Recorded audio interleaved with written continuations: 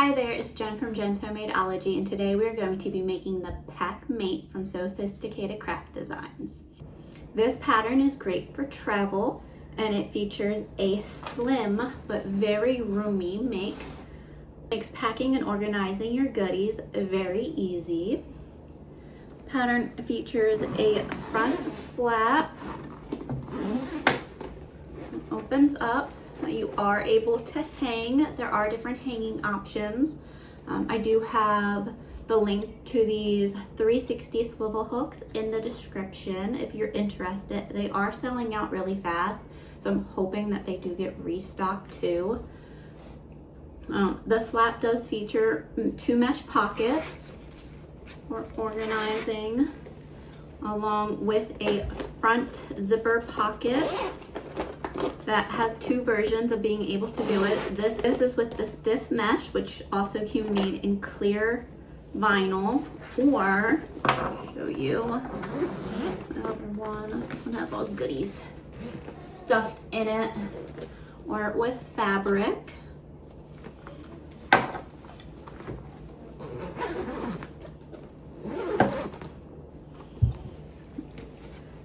And then the interior features elastic type of mesh pockets. It's great for keeping all your stuff organized.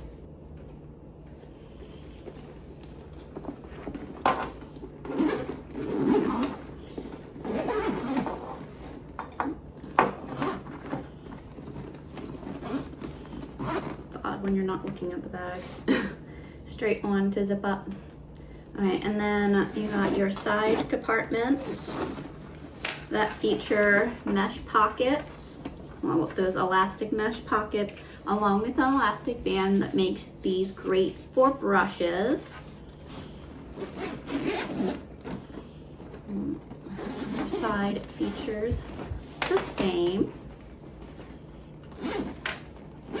Now you can also make a more simplified version of this bag by leaving off the zipper pockets and just doing the panels towards the side. It does make it a whole lot quicker of a make.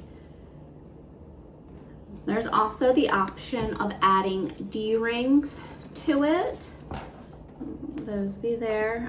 If you don't do the D-rings, then you won't have the webbing up the side, and that allows you to play around with more print placement if you want to have like a cute little panel here. There's also a 2-tone strap, which adds to the elegance of it. And then just got your solid back. Now this is the one that we will be making in this tutorial today. I just want to have the other one that I made that shows all of the goodies. Has all of my makeup and skincare products in it.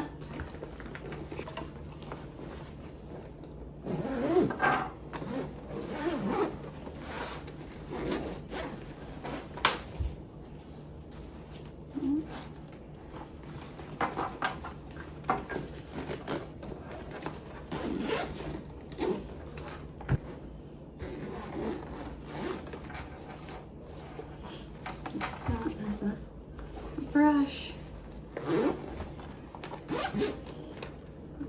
back side. Now the link for this pattern can be found in the description down below also. This is the one that we're going to make, so I'm going to go ahead and walk through the pattern pieces and the supplies that you'll need in order to make this make, and then we'll get sewing. For a PackMate, you'll need one piece of piece A. Now this piece is a directional flap, so make sure that you are paying attention for how you're cutting your pattern piece. So if you are using a directional print, you'll want to have it facing this way for when you're reading. Now one piece of lining of A1. This is also for that flap, so if you are doing a directional print, you will need to face this way with your curve. And a piece of A2 stabilizer. This can be anywhere from a light to heavy weight. I am using a 1.5 millimeter ultra firm stabilizer. This is very similar to the Pelletech 70. Then a piece of mesh for A3. Now this can also be made in a clear vinyl if you would like. And then for this piece, you'll be cutting this into 3 separate pieces per the pattern piece. So you'll have your top chunk, your middle chunk, and then the bottom chunk. That will also be stated in a step in the instructions to, just in case you don't pre-cut it. Here's that piece. And then this is how those pieces will look. You'll have your top chunk of your mesh, followed by the second piece, and then your remaining of the third. Again, this is for your fabric mesh piece A3. And then a piece of A4 lining. This will be for the hook that's on the top of the flap to hold open your bag, that you can either attach a swivel hook to, or you can do a D-ring if you want it to be able to just slip over top of a hook, or you can do even a swivel hook if you want it to do a normal regular swivel. And then this pattern features a 2-tone grab handle at the top of the bag. So you'll have 2 pieces of A5. And you'll need your piece of ZA zipper along with 2 pulls. This zipper is the main opening to the bag. And then 2 zipper pieces of ZA3 along with a pull for each. These are the zippers that go on the mesh on the top flap interior. Piece of B for your exterior. Then a B1 lining. And then for B2, you have 2 different options. You can use 2 pieces of lining fabric. I would recommend using a fabric that doesn't have like a wrong side to it. So something that's water resistant, but doesn't have a tendency to fray. So like on this one, I have the Vibrant Hue from Sewfisticated Supplies. This is a nice lightweight lining that doesn't have that wrong side, like a cotton woven kind of wood that you can't really tell it's wrong or right. Another great option for this would be the hexagon ripstop. That's a great choice for it. But if you do use a fabric that has a tendency of fraying, then there is a way around that. Just make sure it doesn't have a right or wrong side. For B2, you also have the option of using a stiff mesh. This is a fabric mesh similar to what you would see on those little zippy bags that you can buy. I have 2 pieces of that. And then there's also this type of stiff mesh that's also from the Sewfisticated Supplies, just like the other mesh and fabric that I showed. I wanted to be able to show that to give you an idea of another type of mesh that you could use that's stiff. And all of these were options for your B2, of which you would need 2 of whatever type you're going to do. Piece of B3 lining. This will be your zipper tabs to that pocket. Your zipper tape ZB plus a pull. And for your back panel, your exterior of C. Now this piece is not a perfect square. The bottom of it is slightly larger than the top. So I recommend making a marking or writing on the wrong side of it, like this is the top.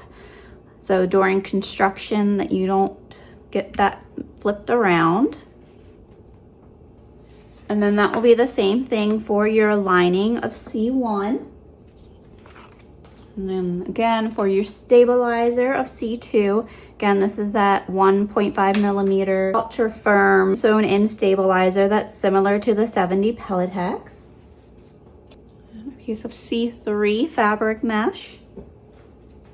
Now for our base, your piece of D exterior, D1 lining, and then your D2 stabilizer. I'm just using one piece of the ultra firm, same as my other stabilizers. However, you can add in an additional stabilizer and also do a heavyweight with a lightweight to add a little bit more structure, or you can even do 2 heavyweights. Just keep in mind that that can make your final assembly a little bit more challenging, and depending if you're using a adhesive stabilizer, it could even make your birthing of this part harder, because the center part of this bag, this is birthed, though it's finished overall with binding. And your 2 pieces of E for your exterior. And then 6 pieces of E1 for your side linings. Now, if you're going to do the simplified version of this make, then you would only need the 2 lining exteriors if you're not doing those pockets on the outsides that unzip. And to make this a little bit easier to see what parts are going on, I have my interior main compartment for those 2. And then my outer 2 pockets, I then have a different color lining, and I have 4 of those. So I have 2 for each side. So overall, you need 6 pieces of E1.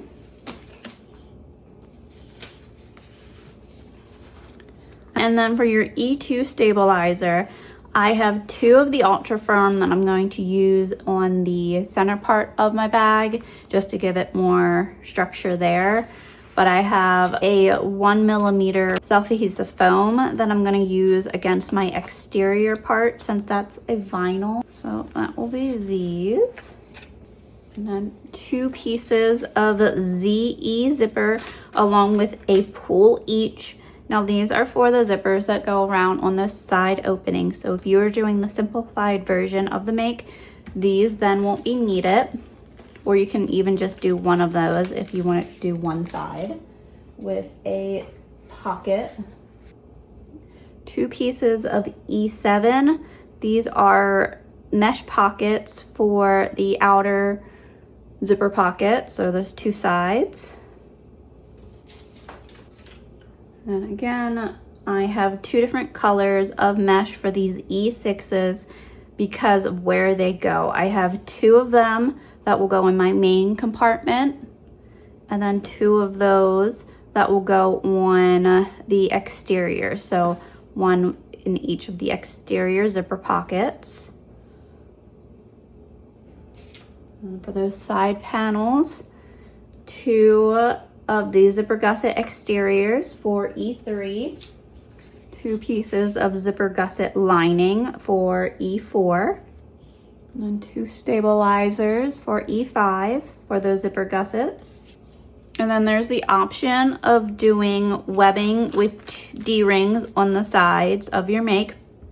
So if you do that, you'll need 2 pieces of webbing with 2 1-inch D-rings, and so this is 1-inch webbing. Now you'll need 2 pieces of elastic bands for those side panels on the side gusset parts. This can be anywhere from 3/4 of an inch to 1 inch. I'm using 3/4 of an inch of elastic band.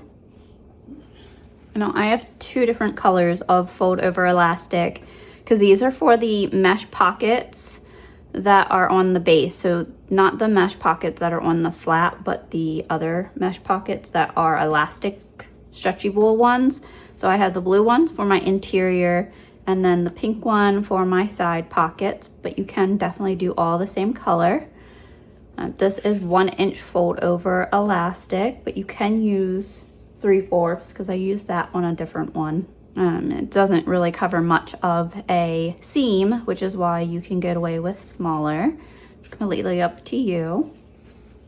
And then you'll need your binding of choice. I will be using a pre-made bias tape. This is how your bag will be finished. I'm gonna use this against my interior part of it. So that main center compartment around the flap and that opening. So however, I'm gonna bind parts of my bag on the side panels with fold over elastic so you can see both. Either is fine. You just need to make sure that you do have some fold over elastic for those mesh pockets. And then if you have any tags that you would like to use, there is a place for tags on the flap, and there's also a place for your logo on the main exterior flap if you have one of those to use. You can also use 4 rivets, 2 on the side if you're doing the webbing up the side, and then 2 for the top grab handle. Now that we've walked through our supplies and materials needed in order to make this PackMate, let's get started. Now we're going to start off with sewing our PackMate. For step 1, we are going to make our flat zipper pocket with the mesh. So if you haven't done so already, make sure that you take your piece A3 and to cut it into your 3 pieces.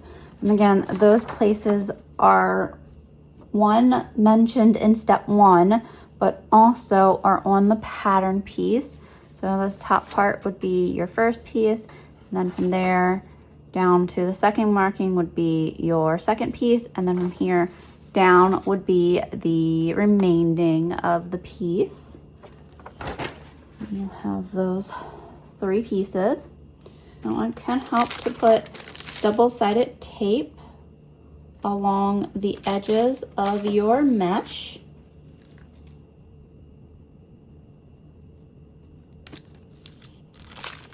For the top piece, you'll just do it along the one side.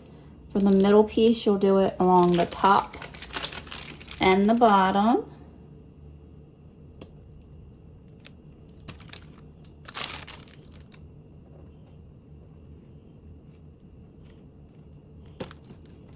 And the bottom piece, again, you'll just do it on the one part.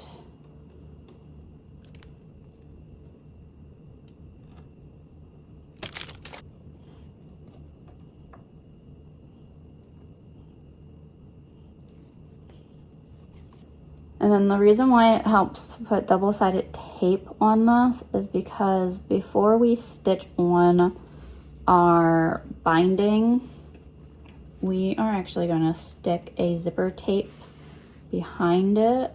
This way, this helps keep that mesh in place while you are also sewing on the zipper.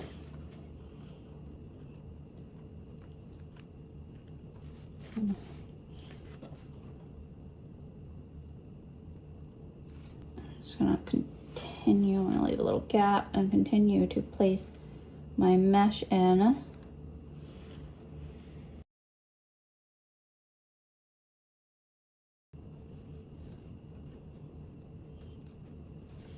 Same thing with this piece. Now I know that middle piece has a bit on the bottom that I need to do, but I'll get to that one.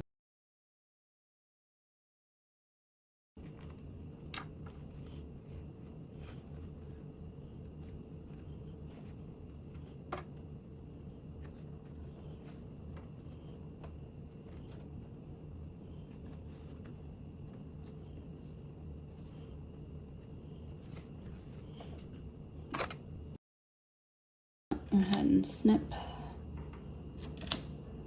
those. Now I can do this piece.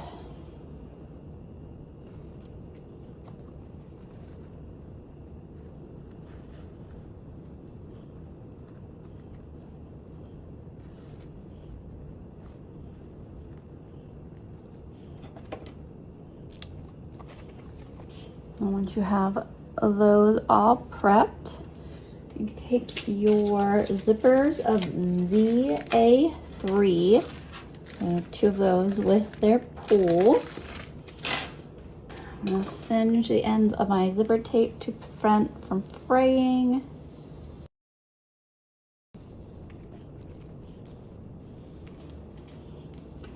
Now, you're one that has a tendency of leaving off their zipper pulls.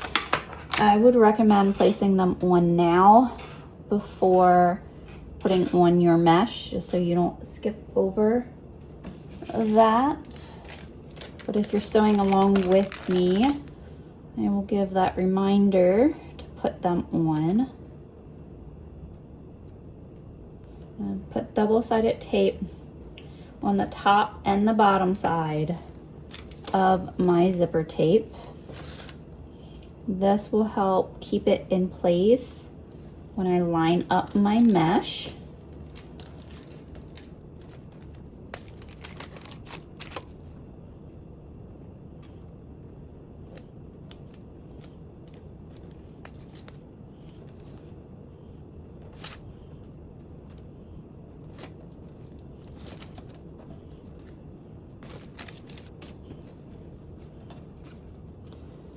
And I'll start off by removing one of the sides and placing our top piece of mesh. And you want to line it up to where it's about 1/4 of an inch overlapping. I like to always take it, most of my zipper tapes have like this separation between where it's this like really nice smooth fabric and then there's the rougher, and I always just cover up that part with the binding. And that way it's a nice little easy guide for me.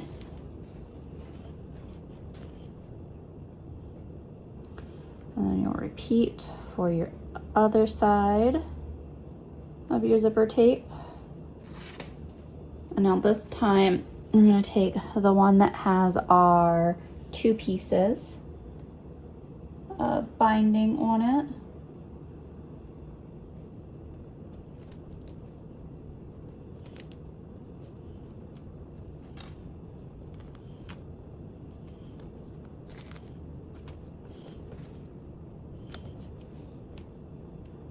I'm going to shift this one over a little bit.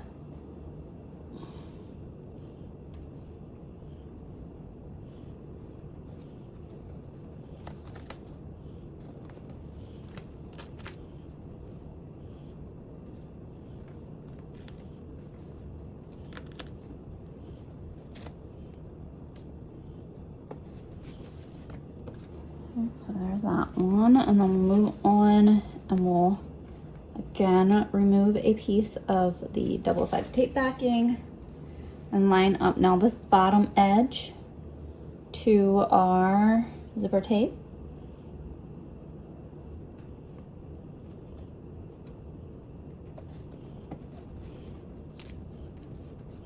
And one last piece of mesh to line up.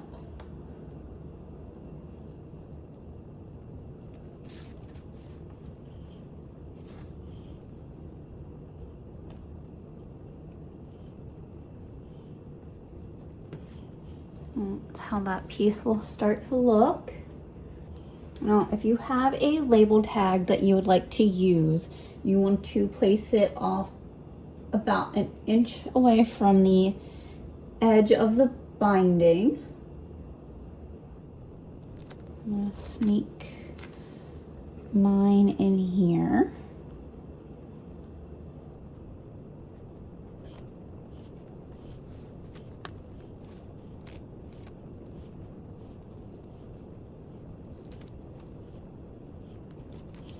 Make sure I didn't cover up any of the words. I figured with it being a toiletry bag that this would be really cute for the "you look really pretty today" tag that I had. Now we're gonna go ahead and do 2 rows of stitches on each of a part of our binding. So I'm gonna do 1/8 of an inch from the top and 1/8 of an inch down along the zipper side.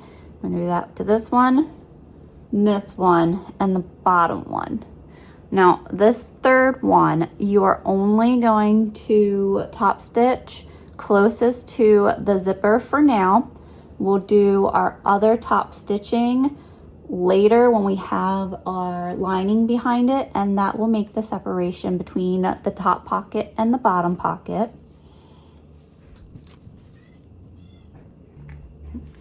And now, so I don't forget to just do this third set of binding as just one stitch, I'm gonna go ahead and top stitch along this one first. So again, this will be 1, 2, 3. So that third one, I'm gonna do 1/8 of an inch along the zipper.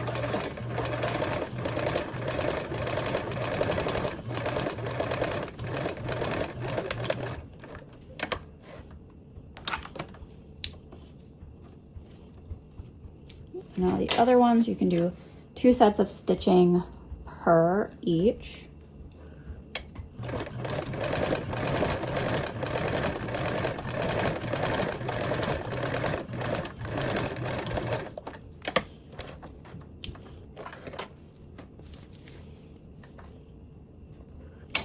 Just make sure that you're doing that very bottom one with 2 and that you're not doing the upper part.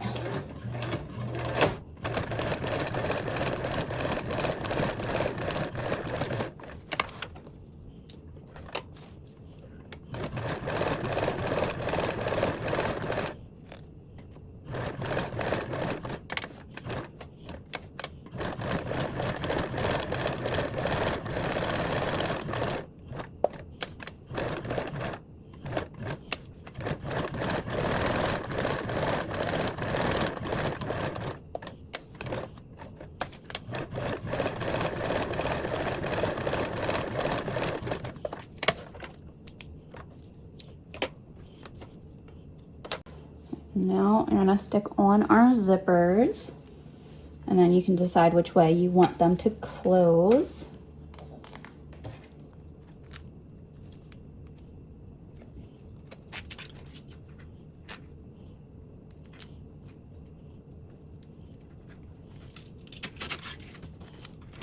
Now you'll take your A1 lining, you'll have that right side up, and you'll place your zipper mesh that you just created and match that along the curved side first.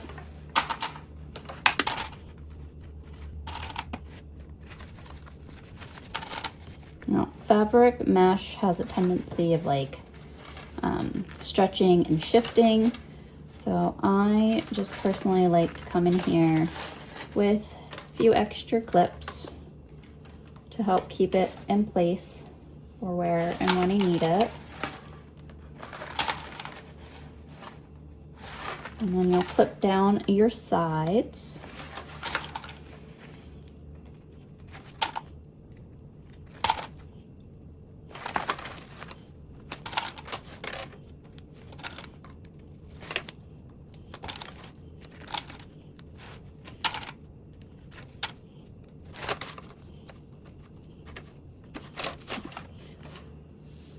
Now you have some overhang, and that's the difference from your zipper tape being added in.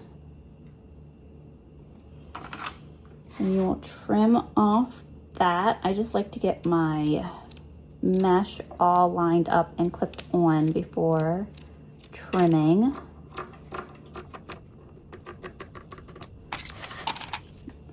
Clip along the bottom.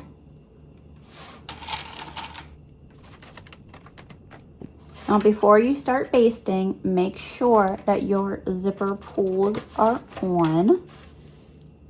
I'm going to baste around this with a 1/8 seam allowance.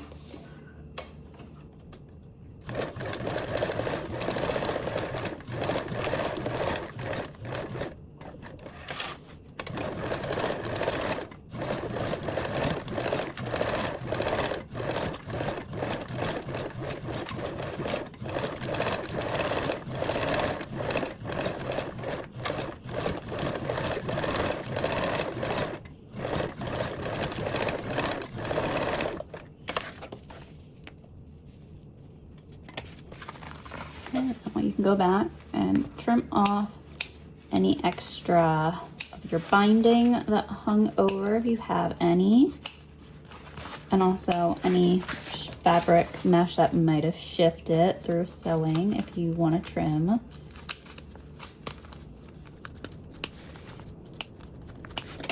And then I got my zipper tape in a few areas, so I'm just going to cinch these edges just to prevent from unraveling or fraying. Now, before you move on, we're gonna go ahead and do a top stitch along this top edge of the binding. That will make our dividing into our pockets, because right now this is all just one. And top stitch along that with a 1/8 seam allowance.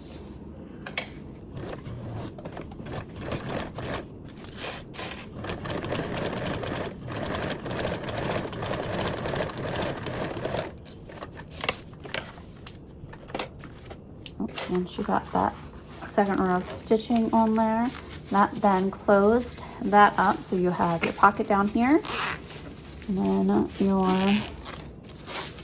upper pocket. You go ahead and set this aside for now. Now we're going to move on to the hook tab, which we'll use piece A4, and then one of the following. You can use a swiveling S hook, which is this. I have a link for these down below. However, they were selling out pretty quickly, so hopefully they are still available when you are looking for them, but it's there if you need it. It's in the description. You can also just do a regular D-ring. This will allow you to slide it just over a hook versus having it on a like dowel rod or bar. Or a regular swivel hook is an option as well. I'm gonna go ahead and use this S hook. I'm gonna take my piece of A4 on the wrong side, facing up, fold that in half, and open it up, and then fold my edges down to meet that center point. Do that on the other side. Now you can baste around this with a 1/8 seam allowance.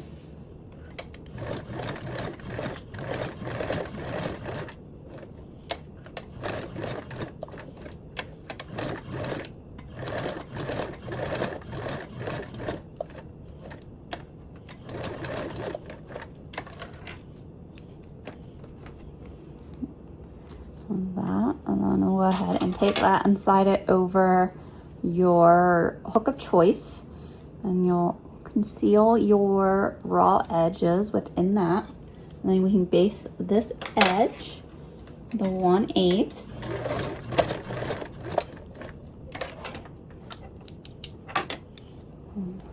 And we can set this aside for now. Now moving on to that big divided mesh pocket, you'll need your fold over elastic piece that's cut per the cut list for your piece of fabric mesh of C3. Not the same length, but you're gonna go ahead and make some markings on this. So you'll take your fold over elastic and you'll fold it in half to mark that center point. I'm actually going to do this on the wrong side of the fold over elastic too, because I'm actually going to, even though this is a shiny fold over elastic, I'm going to put that side down so that my matte side then shows.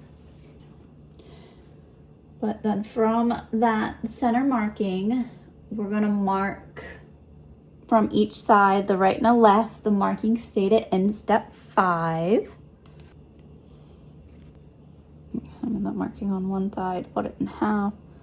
Now I can make it on the other. There's that. So you have 3 markings on your elastic, your fold over elastic.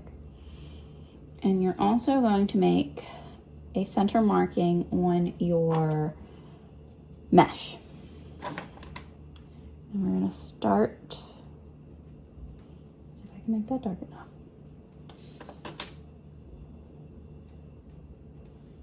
I'm going to start by lining up that center point with the center point of our fold over elastic.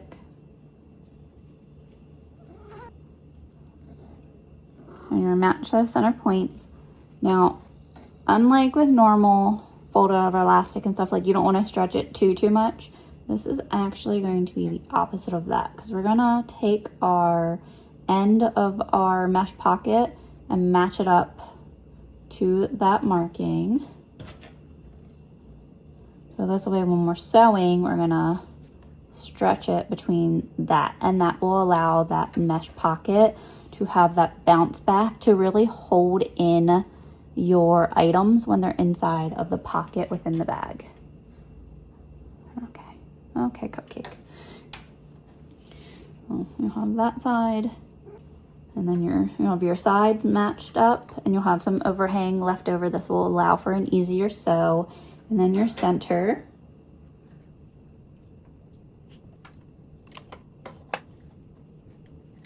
And we're going to sew with a 1/4 seam allowance. Start sewing on the binding or this fold over elastic first, just to get started, and get my needle right down into where that marking was, and grab my center point of my that I've marked, and have my mesh and my fold over elastic, just slightly stretch it enough to where that mesh lays flat and in there. You can place a few clips and slightly stretch as you go, but this is how I like to do it. Just slightly stretch enough where that mesh fits. You're gonna wanna pull back here too, at least for when you first get started. You don't wanna over stretch or pull.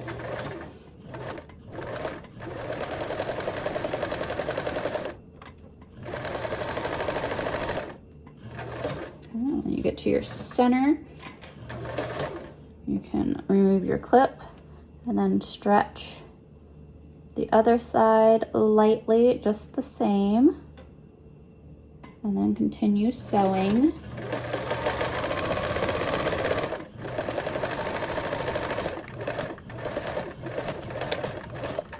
Now that will help create those gathers. And then you can always give your elastic a little bit of steam, or even press it, and that will help it regain a little bit extra of the elasticity and make it bounce back so the gathers gather even more. We're going to want to take our lining piece C1. Now this is that piece that's not quite a rectangle, so I have it with the top marked. You'll have that right side up, and we'll take our mesh pocket that we just made, and we're gonna line both of the sides, and just the sides for now. And you're lining it across the bottom. Here's my bottom, there's my top edge.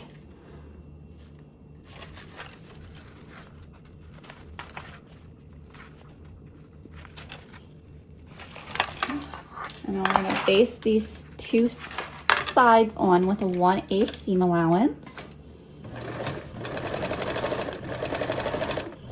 And then when I get to this elastic, I like to give it a slight little stretch, just to keep intact with the stretching. Not much though. And once you sew over it, you can trim off the excess.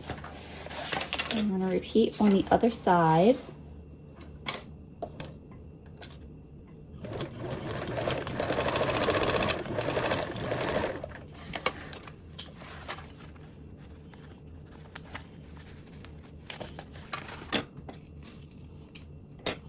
And now we're going to fold this in half and match those. So you can find your lining center, maybe a small little snip, and then the center of your mesh. I marked it, but I'm also going to grab that. And then match that center to the center of your bottom of the lining and mark those together. And you're gonna have some leftover mesh in there. You're gonna make these fit, and what I like to do is to then find the center of these.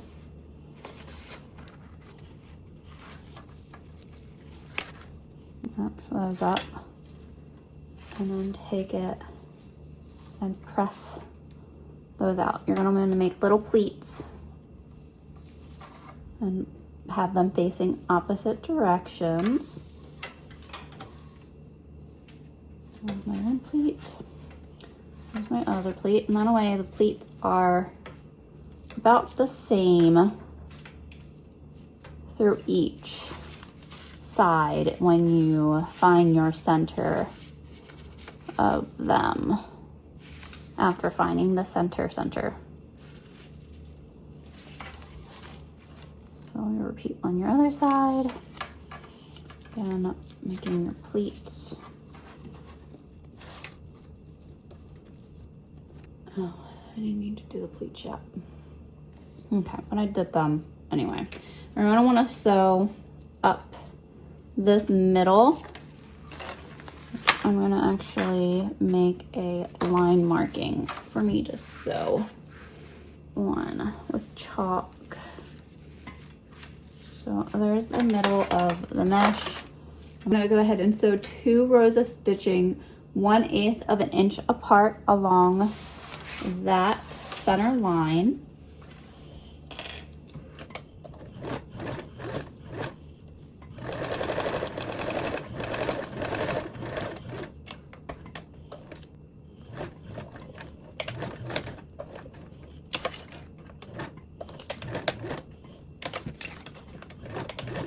I did some tacking stitches along the top.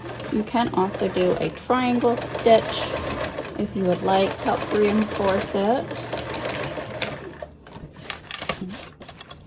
There's that. And now I just already did my pleats, so now I just need to baste along my bottom edge.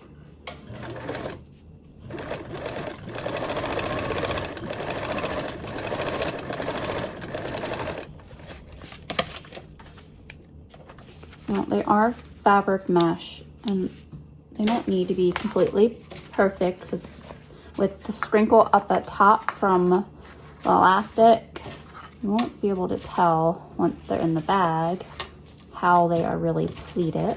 So don't stress too much about making them super uber perfect. So now there's that. We can set this off to the side for now.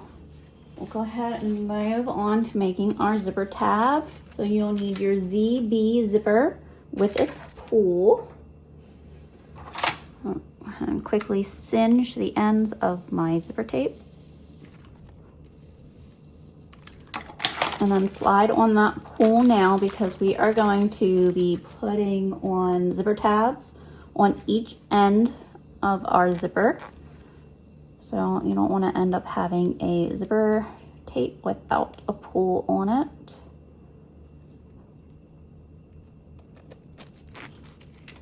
And take your piece of B3 lining, and we're going to fold that in half so that we can cut it into 2 equal pieces.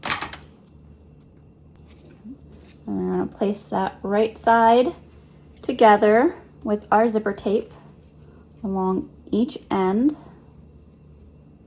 Depending on your width of your zipper tape, your tabs may or may not reach all the way down. I know every once in a while, sometimes fancy zipper tape is a little bit wider than the normal. Once you have those both right sides down or right sides together with your zipper tape with the teeth, we're going to sew each of these ends with a 3/8 seam allowance.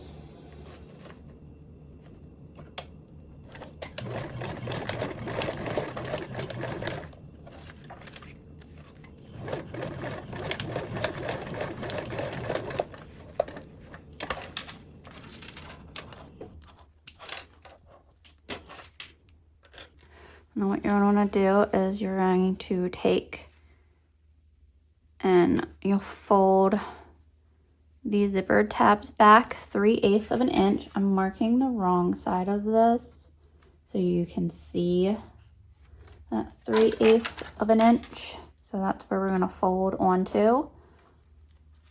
And then fold that completely back and over to match up with your stitching lines. And that will enclose all raw edges and make you a cute little zipper tab. Again, on this side, to my wrong side of my zipper, so I force that tab back, fold it down at that 3/8 mark, and then fold that to meet that stitching. I always take it just slightly past the stitching, just by a hair, just so it really covers up those stitches. And now you'll be able to top stitch along the join seam and base around the perimeter of the tab.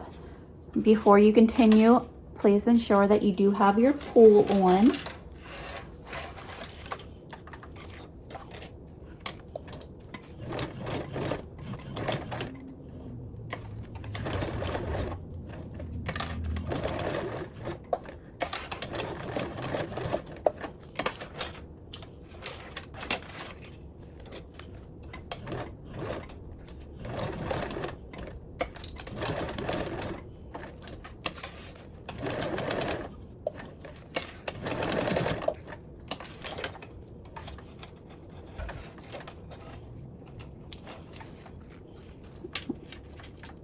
There is our zipper tab.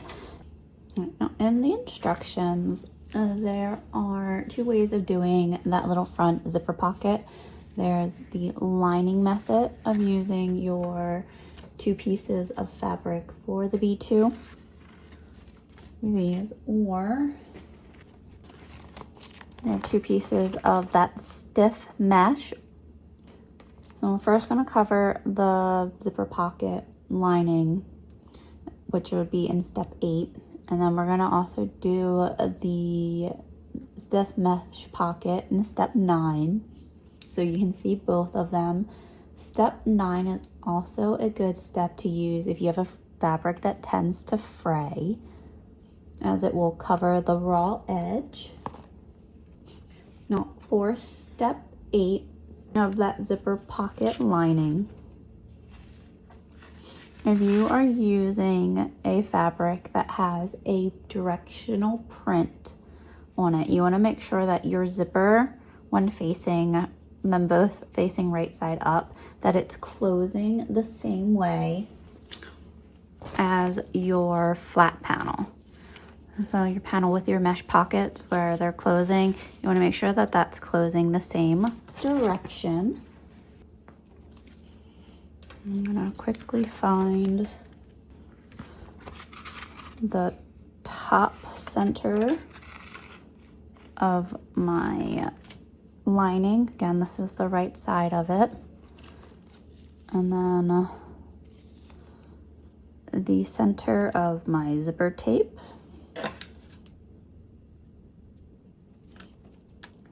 And I'm gonna ensure that this is closing same way. I'm gonna match my center. Both of these are right sides up, and then you're gonna flip it to where they're right sides together, matching along that center point.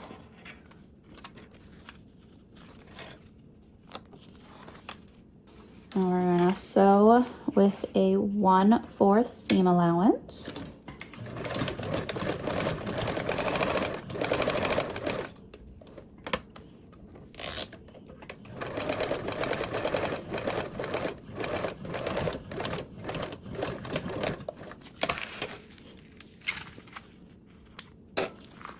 And you can turn it out and give it a press. And now we'll top stitch along that join seam with a 1/8 seam allowance.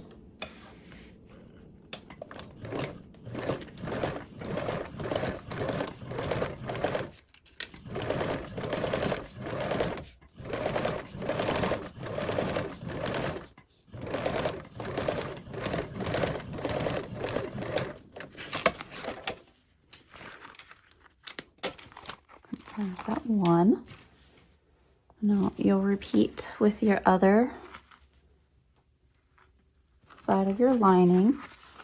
Again, finding that center top and matching it to the center of your zipper tape and placing those right sides together. Now you can line it up to where your sides of your fabric meet your previous lining side. We're going to essentially repeat the same thing as we did on the other side. So again, sewing with a 1/4 seam allowance.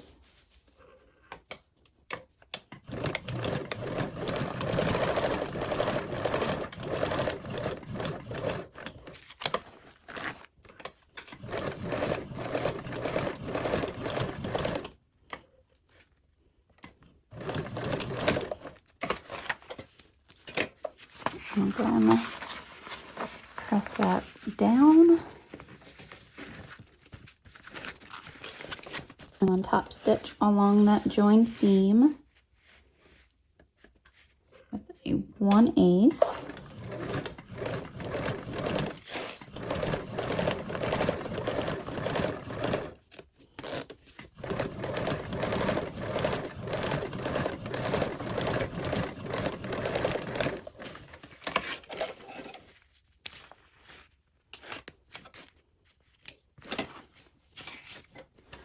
What you have so far. Go ahead and you'll fold it to where the wrong sides are together. You'll match up your sides of your fabric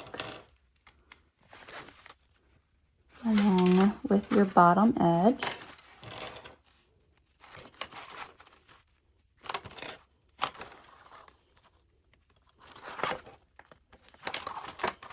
And based around our sides or bottom with a 1/8.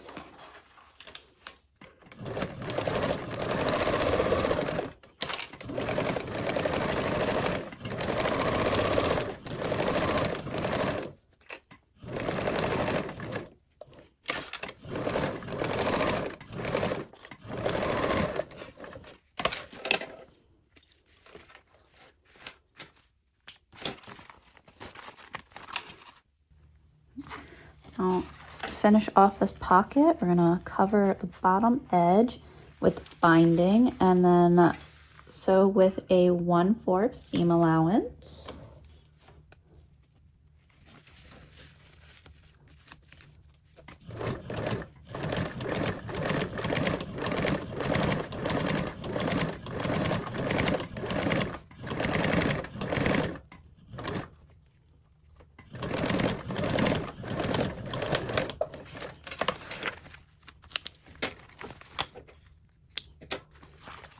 You don't have to worry about covering those raw edges now because this will go into the seam of the bag.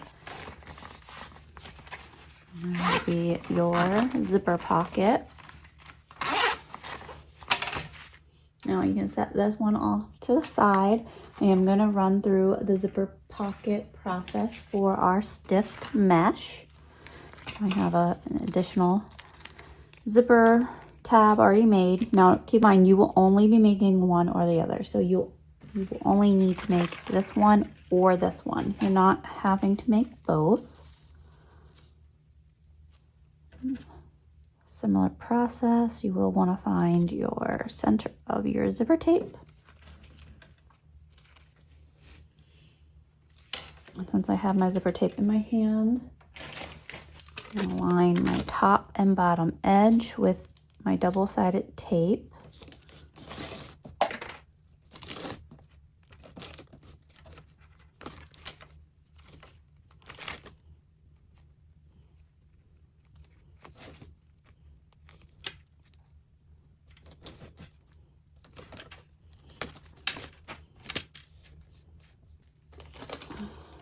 And keep in mind this process does work for fraying type of fabrics too, other than stiff mesh, as we are going to cover our top edge with binding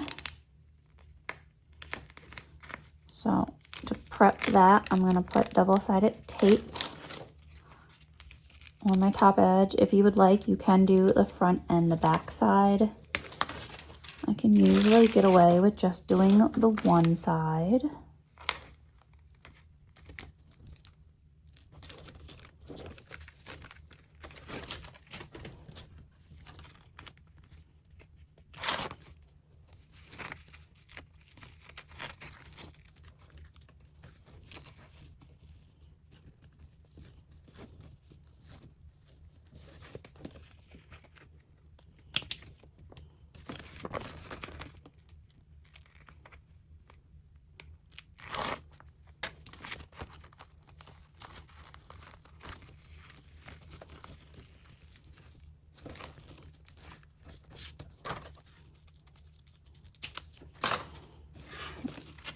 Once you have both of your top edges covered, you can take and remove one of your sides of your double-sided tape that's on your zipper.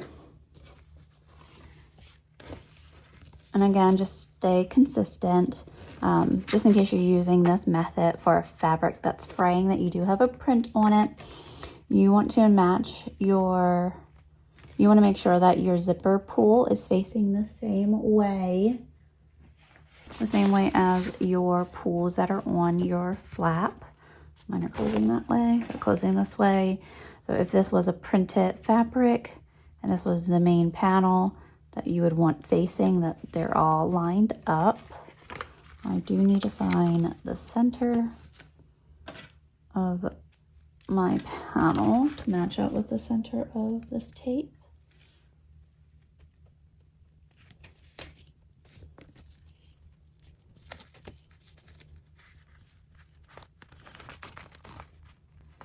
And then before I add my other side, I'm going to go ahead and top stitch along this with it 1/8 inch on the top of the binding and on the bottom.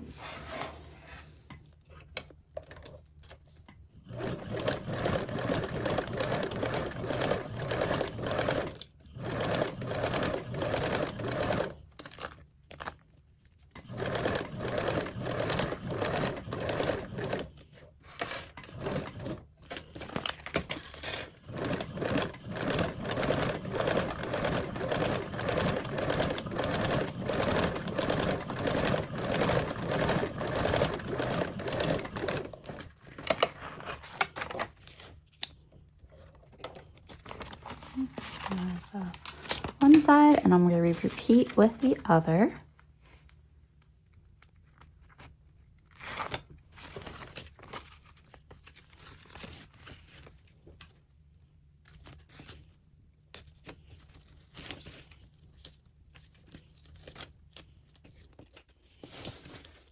And again, top stitch with that 1/8.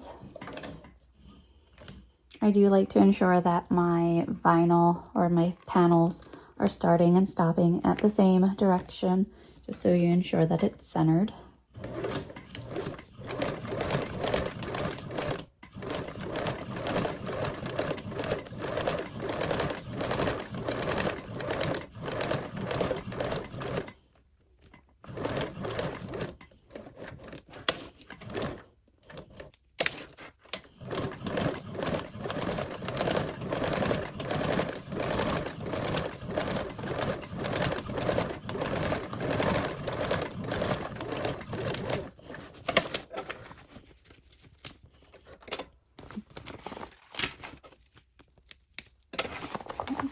So there is that. Now to line those up again, matching our sides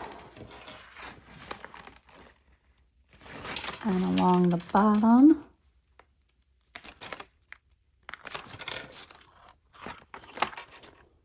And baste in place with a 1/8.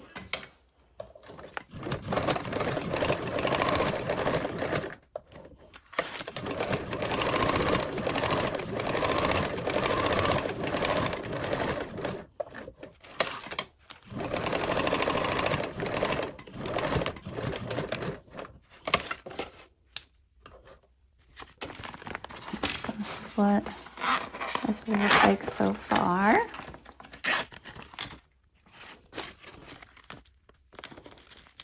And we're going to cover that bottom edge with our binding, sewing with a 1/4 seam allowance.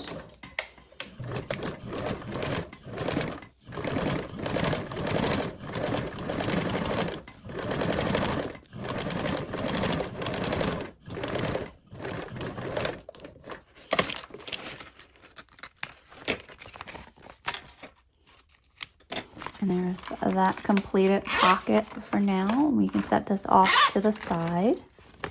Now moving on to our front panel assembly, you'll need your piece of A exterior and your A2 stabilizer.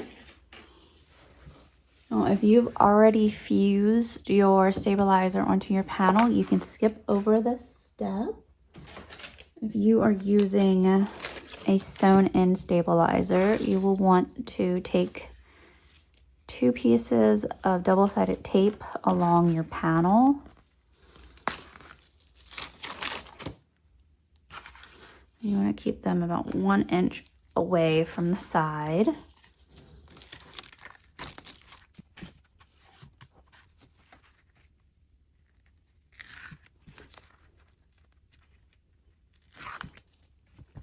And attach stabilizer.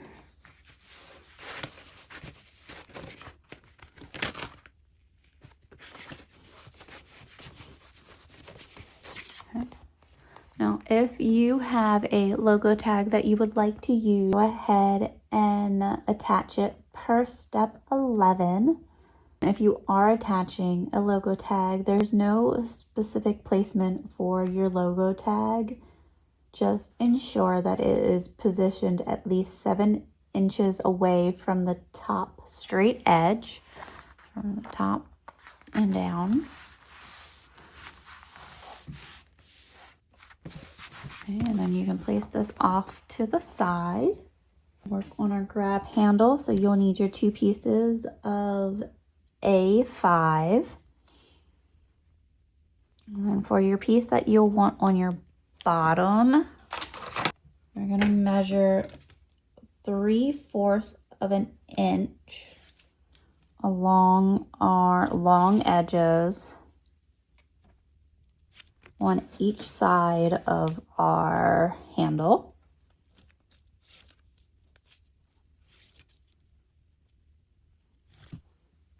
And then for our other handle, you can find exactly down the middle part of your handle.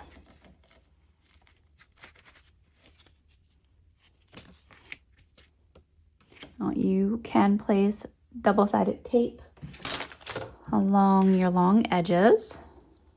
This will help keep your handle pieces together as you are layering them in the next part.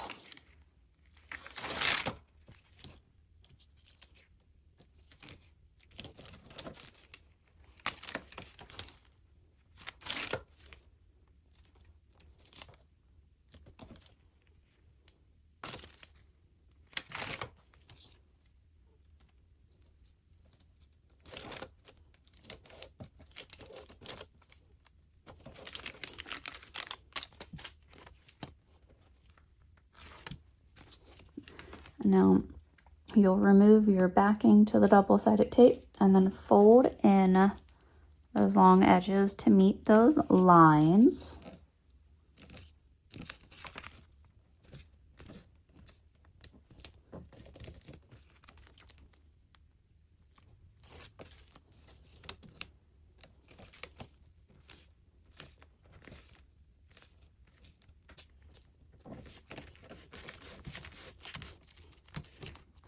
And now for your other handle part,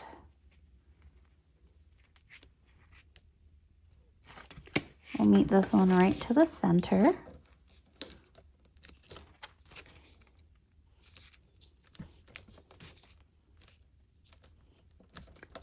And we'll see if I end up changing this handle, just because I don't know how it's gonna look with such a big print.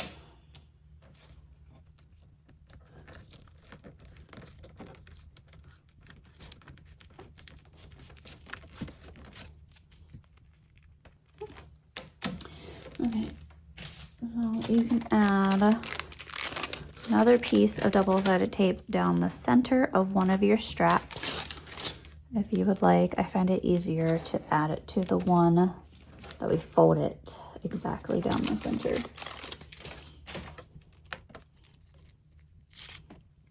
And you can center that in between that handle.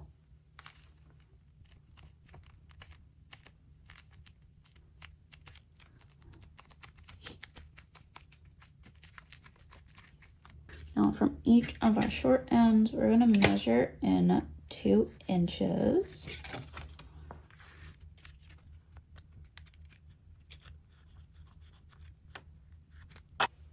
And now I'm only going to sew from that line down to the other side of the marking and then come back and sew from that marking down again. I'm not going to sew across the marking, just on the 2 long edges between the markings that we made.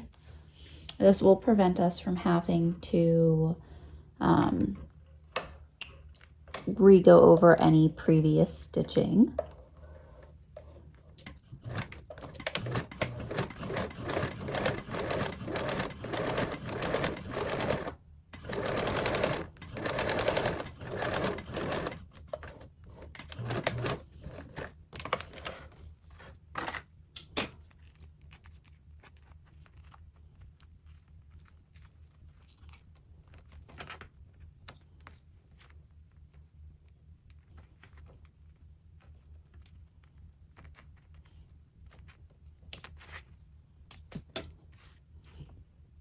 And keep in mind that you're top stitching with 1/8.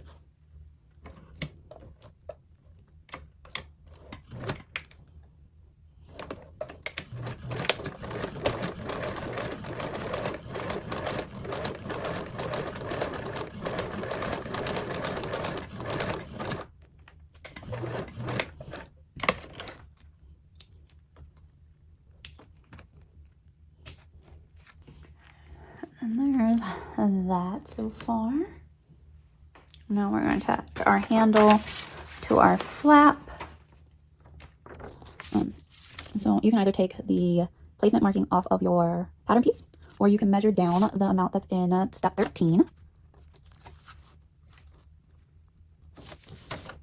And we're actually going to take our handle and take the center of the handle and match it up to that marking.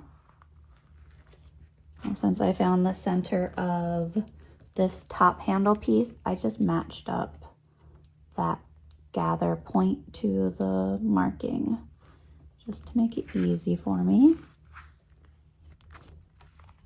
Now, if you would like, you can measure across here just to make sure your handle's straight and not like crooked a little bit. And then you can do a box stitch. On here, we're going to do a 2-inch box stitch. So we'll sew to those previous markings and then go across. Base this one side in place first.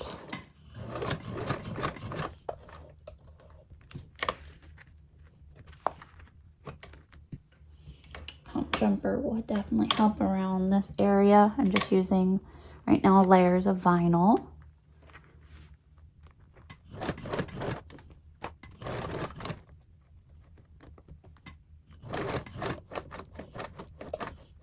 I'm going to stop in that stitch, and then I'm going to turn and pivot. Sew across.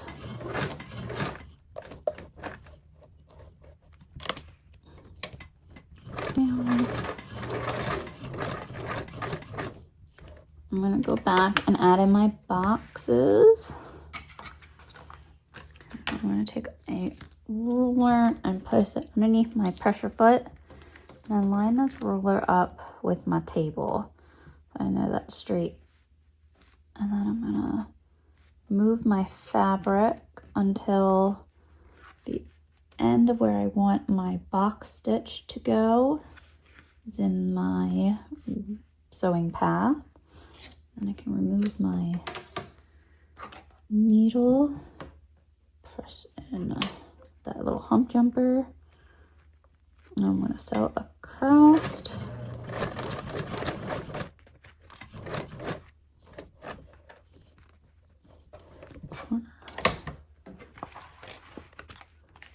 I'm going to sew over these stitches again, but I'm going to get it to where they're in the same exact holes. That'll help reinforce that part of the handle. I'm going to sew it back down. Again, I'm going to line up my ruler. That's a straight sewing path, and then I can move my panel to where the end of that box is in the corner of it, so I know that that's a straight stitch.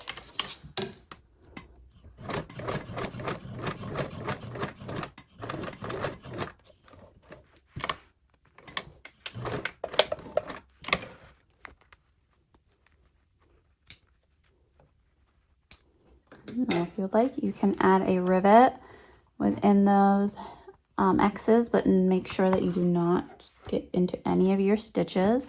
I'm going to repeat on this other side.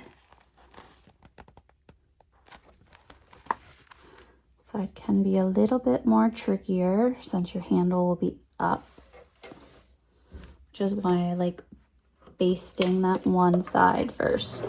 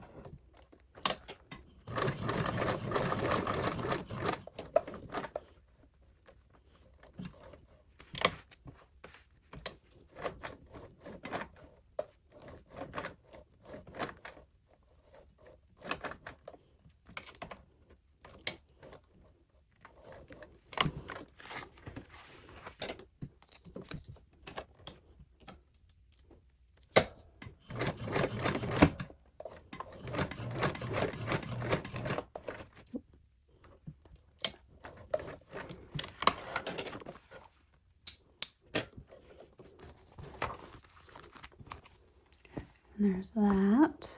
And we're gonna start our flap assembly. So you'll have your flap exterior with our handle and our stabilizer. And then you'll take your piece of lining with the mesh and line those so they're wrong sides together, that your right sides of your fabric are facing outwards.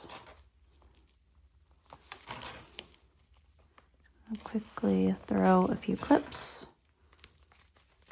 around just to ensure that it doesn't end up shifting when sewing.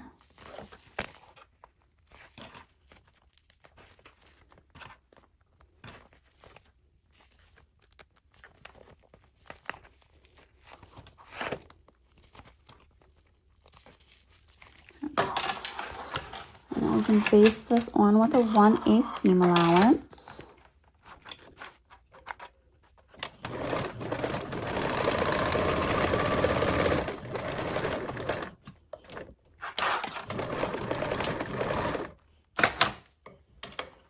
You get to your handle, depending on your fabric choice, you may be helpful to use a hump jumper.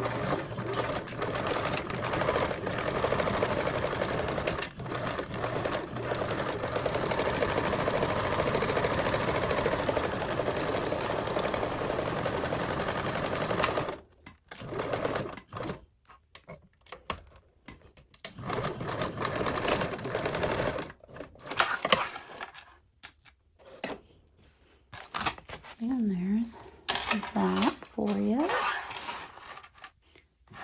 Back over to your lining side, and then at the center curve part of your lining, a little snip within the seam allowance to mark my center. I'm going to take your hook tab, so whether or not you use the hook or D-ring, that maybe, and find that center of that and match it with that center point.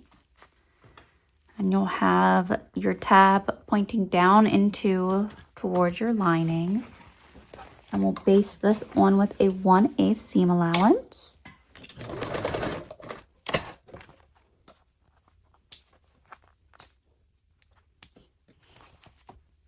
Now, depending on your hook choice, you may actually find it helpful to unzip your top zipper a little bit and stick that hook down in there, just so it does not end up flapping around and getting caught on things. We're gonna need our ZA zipper along with the 2 pulls. We'll find the center of our zipper tape.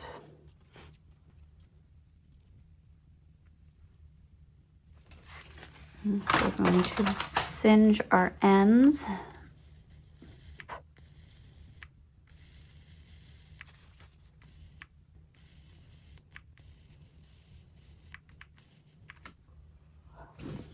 Now, what I'm going to do on the side of my zipper tape is I always insert whatever tooth is on that side, is what the side that I should put my into my pull first.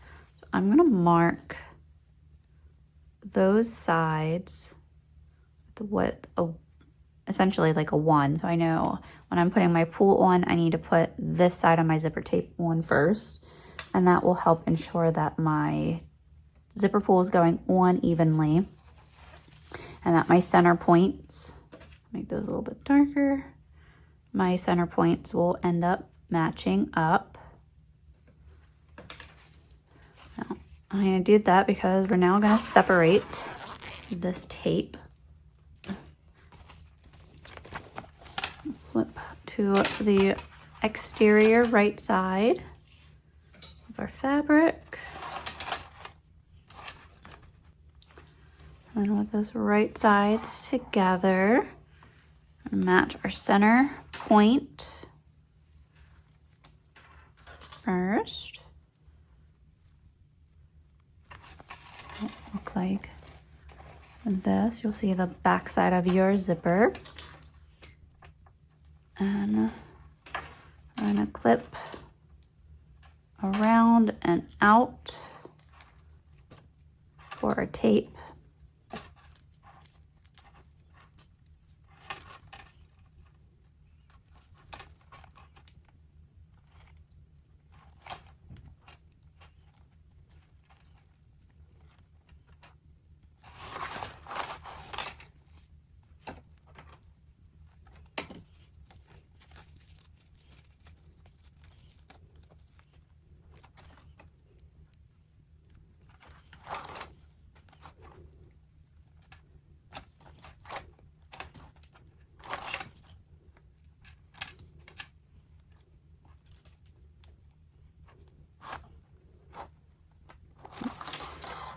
Like that. Now we can go around and base this on with a 1/8 seam allowance.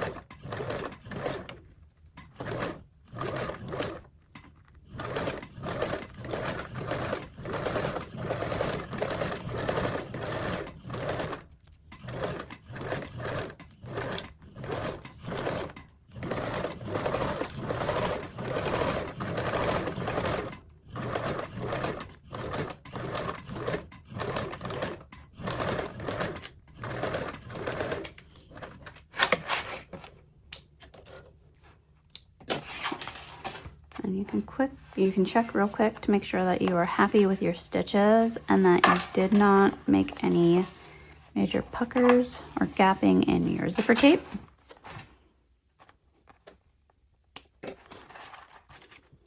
Now we're going to cover that edge with our binding. I'm going to use the pre-made binding. Go slightly past the edge.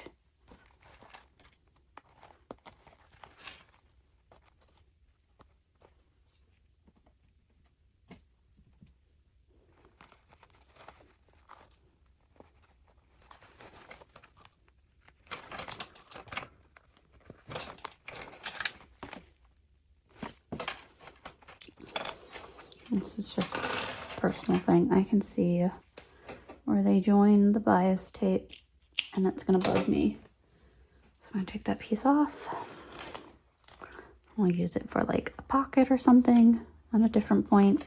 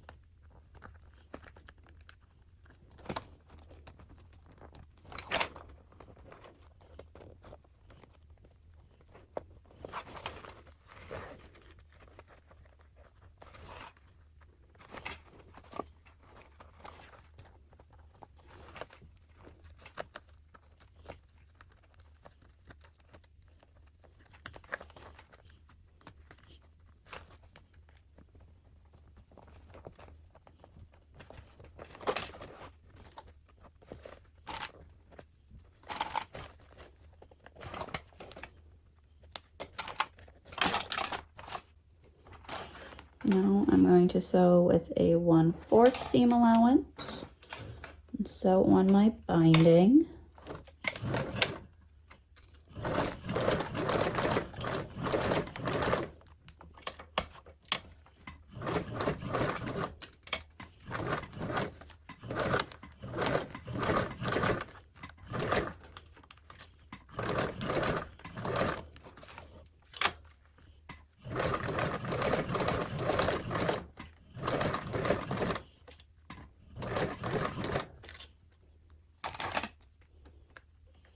I'm going to use hemostats just to help ensure that I don't have any gapping, puckering going on in my zipper tape as I go around the curve.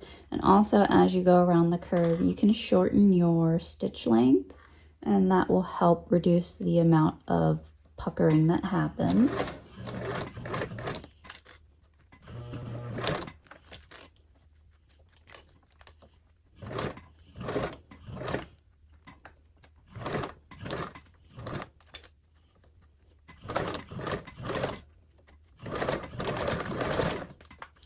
And you can lengthen back out as you go along the straight way.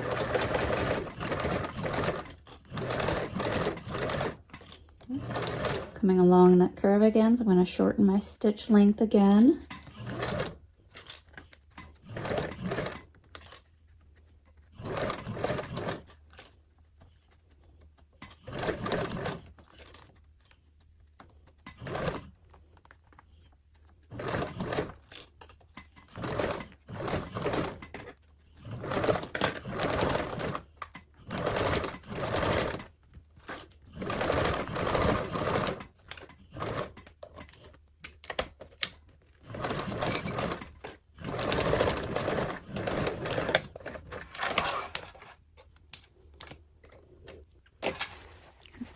Go around and ensure that you are happy with your stitches and that there's no puckers in your zipper tape and that you caught both sides of your binding. Also quickly go around and just curve in that binding. Roll it.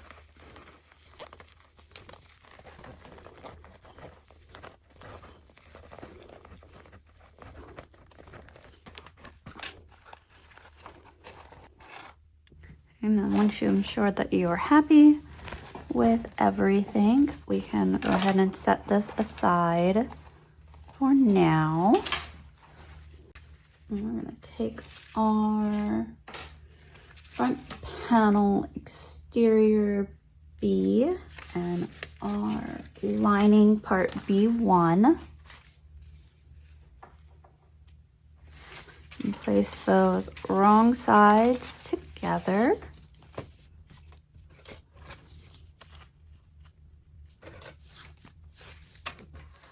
And that along our slanted sides.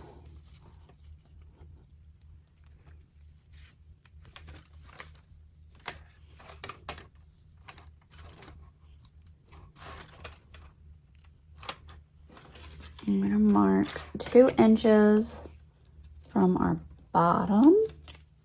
Make that marking on each side. That's because we will not stitch right now below that marking. So we're going to stitch from here up and along our curve. We're going to baste these two together with a 1/8 seam allowance. Start at this one marking. And let's baste up.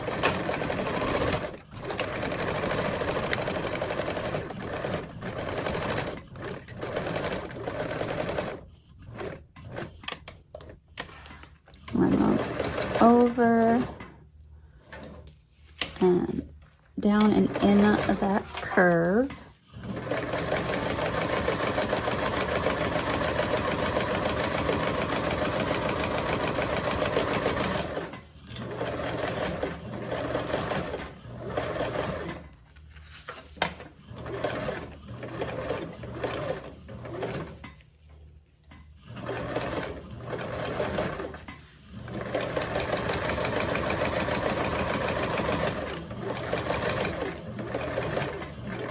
And back up the other side.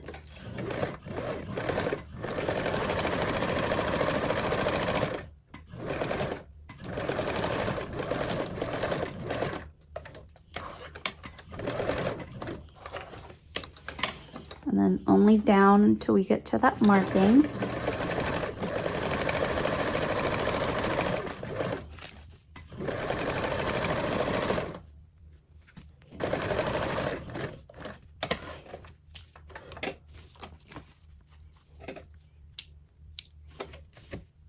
And we're going to similarly attach our zipper as we did in step 15 to this curve. So we're going to find our center of that inner curve, take our zipper tape and match that right sides together along that center marking. And then you'll clip out and then up.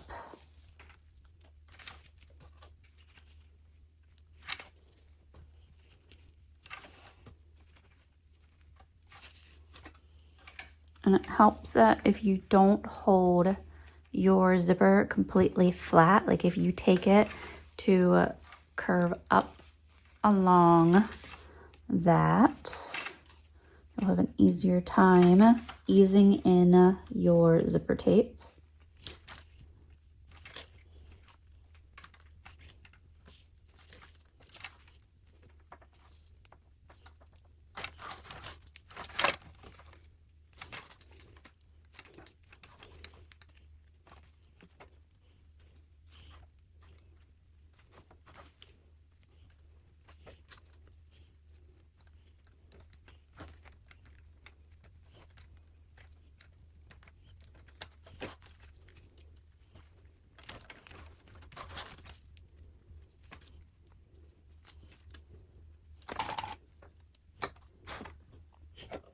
Again, we're going to go in here and baste with that 1/8.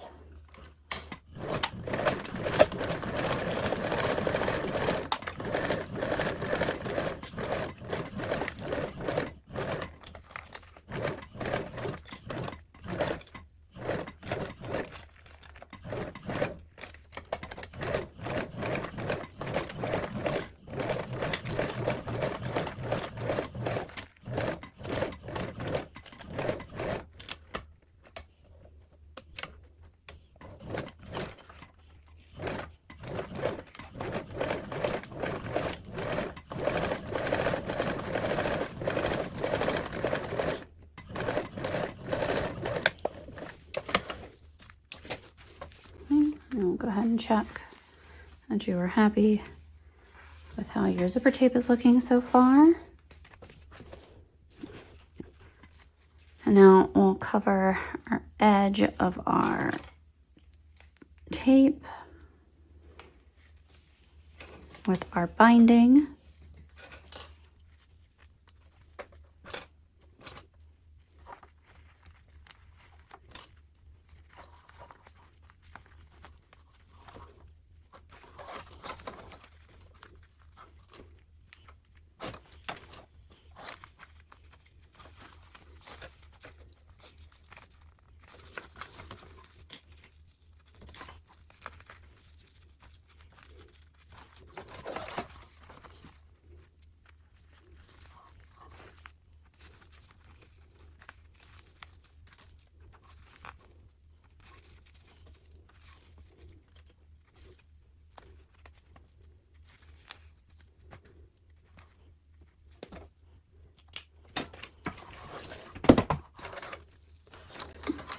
This time we're going to sew with a 1/4 seam allowance.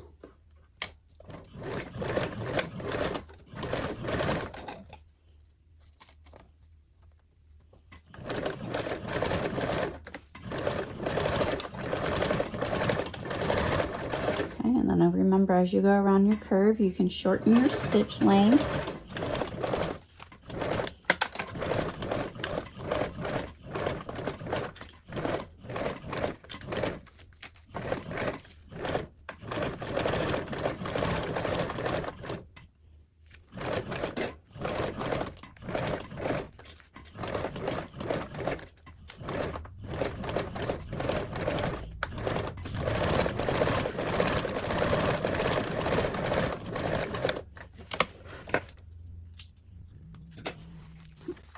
And you'll go and you'll check your stitches and your zipper. Make sure that there's not any puckers or gaps. I will say it does help to sew like with that exterior facing down like I just did. That will really help your zipper take to that curve. Okay, I'm gonna roll back my binding.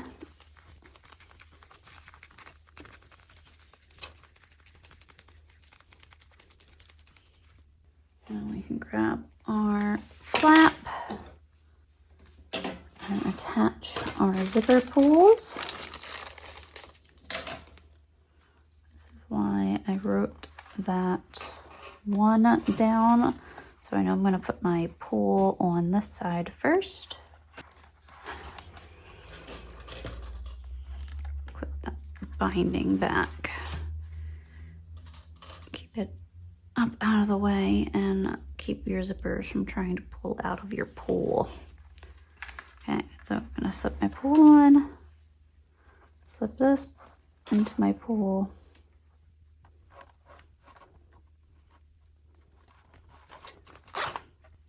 There's one side, and now on the other side. Oh, this one will be easier since it's on my side that does not have the panel attached.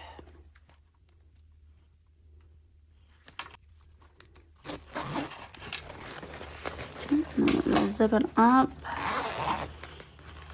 Let's see how well they are centered. Make sure that your alignment is good and that you're happy with it. And then I already did it to the one side to help me get the thing in, but you're gonna bend back that bias tape just to get it out of the way. It'll make your zipper opening easier. Now we're going to baste those bindings out. I'll baste with a 1/8 seam allowance.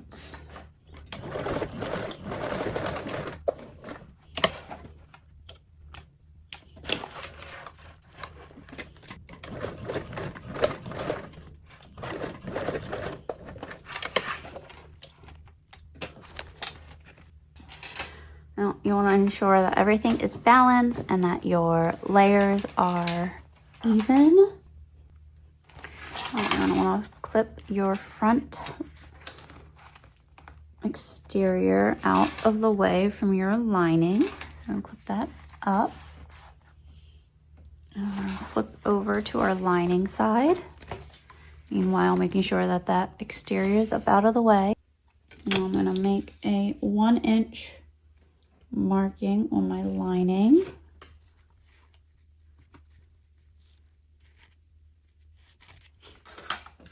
And I'm going to take my zipper pocket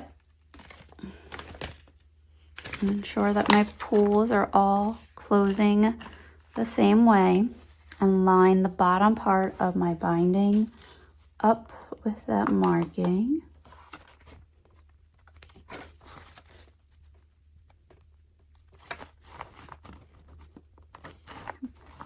And now I'm going to stitch along that bottom edge with a 1/8.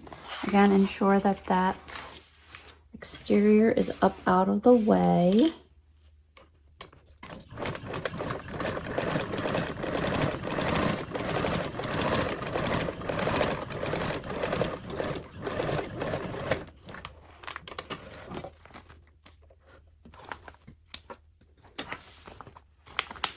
Again, I'm just going to quickly check that my zippers are facing the correct way.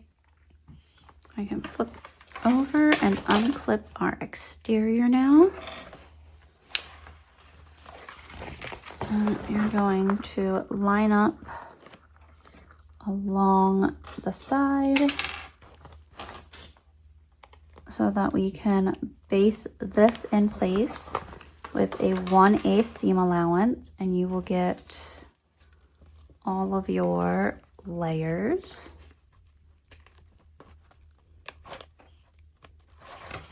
There's that view and that view.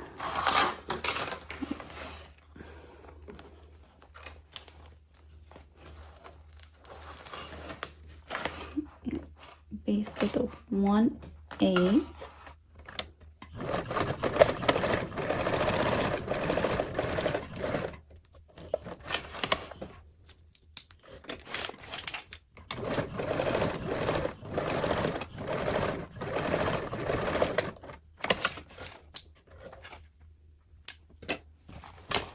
Now this will be ready for the main exterior assembly. If you want, you can check and open this up to ensure once again that those pockets are facing the same way. Now for our main exterior assembly. I'm going to flip this over to our lining side. Take our piece of D1 base lining and place that right side together with your lining along the bottom edge of your panel. So not this part, but the bottom.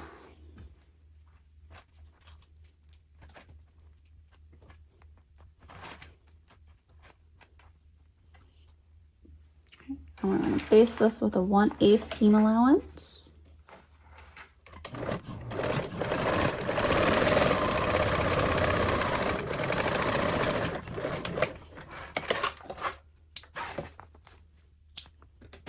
And we'll flip this over and grab our piece of D exterior base and place that right side together.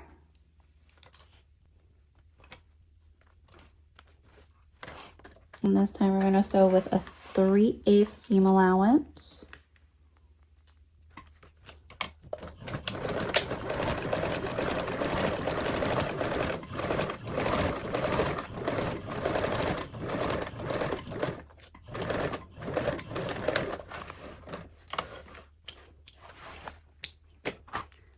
Trim our seam allowance corners before turning them out.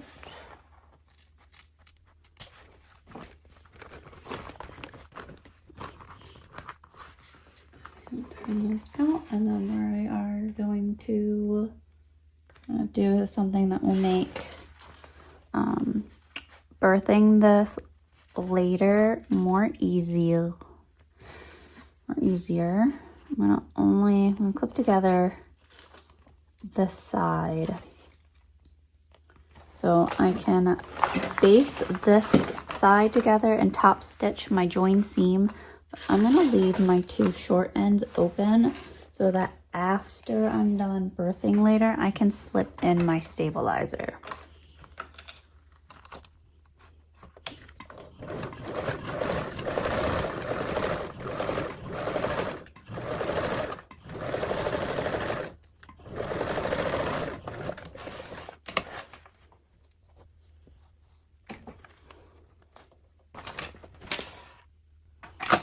I'm gonna top stitch that seam with a 1/8.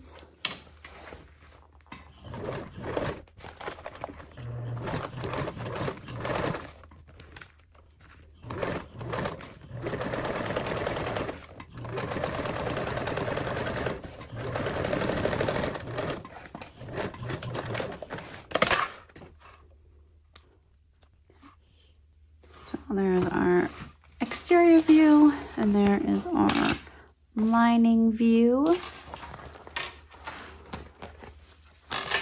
So my bobbin thread connected.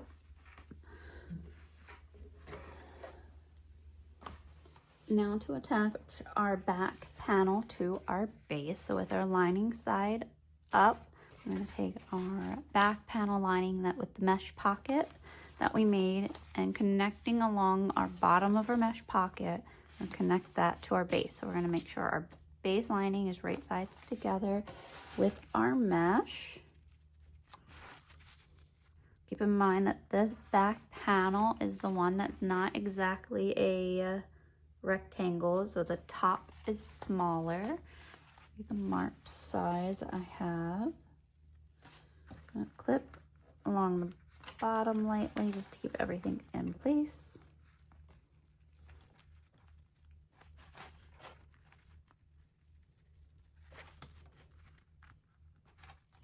And then base this one with a 1/8 seam allowance.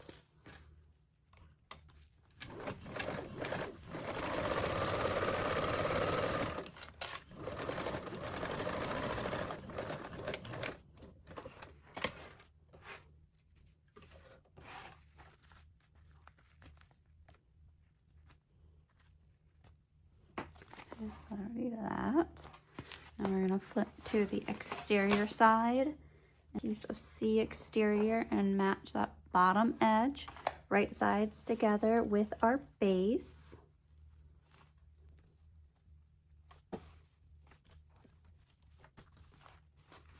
And then sew this with a 3/8 seam allowance.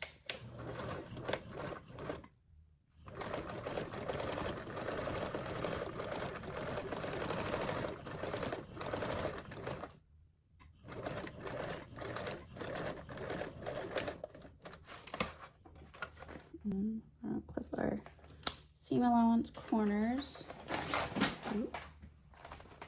Gently throw our make for a moment. You're going to want to turn your fabrics right side out. We're going to clip along our sides and top to help keep our fabrics aligned to make top stitching this seam easier.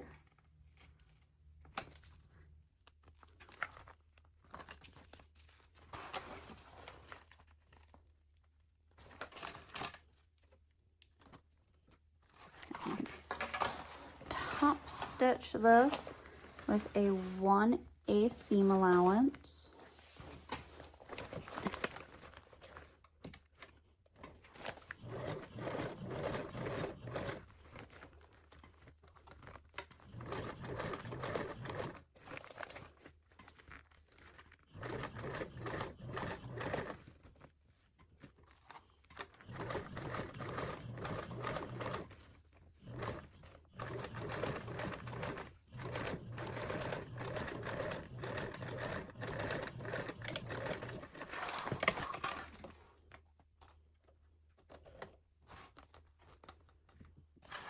Now that we top stitched that seam, you can remove those clips. Now it's time to kind of like burrito sandwich it. I'm gonna flip. So we're gonna match our top of our back panel lining to our top of our flap. So essentially you'll be making a circle. Make sure that your linings are right sides together, that you are keeping those bindings pointing outwards away from their zippers.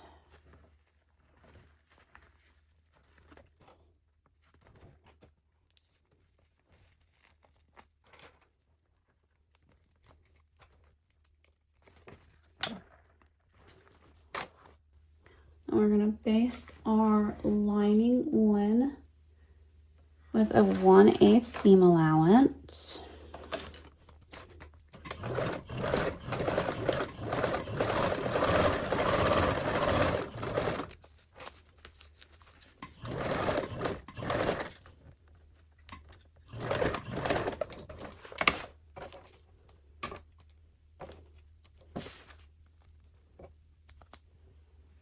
Now we're gonna hang our lining side. Now this is where it can get kind of tricky. You kind of gotta roll up your panel and your base so that you can bring your back panel up to meet the edge.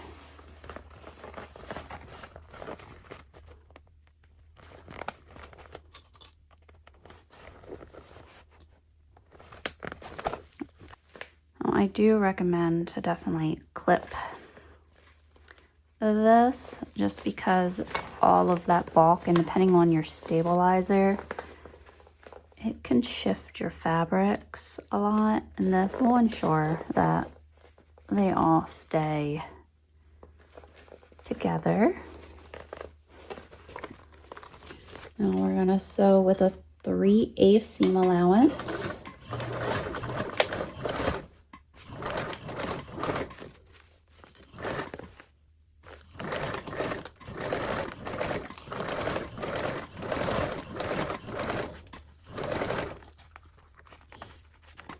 When you get to your bias tapes, you do still want to make sure that they're facing out.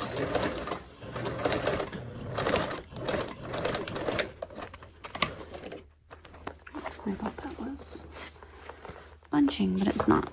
Okay. Now you can trim your seam allowance corners and trim any excess zipper tape at this point. Because I cut into my zipper tape again, I'm just gonna singe over those ends to seal it.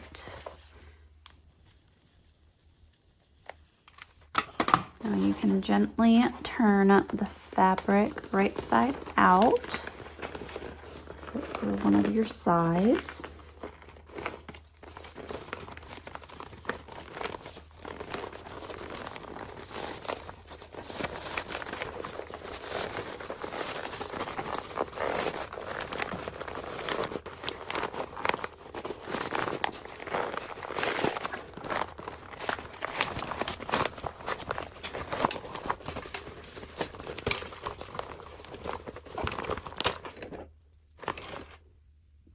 Now you can open up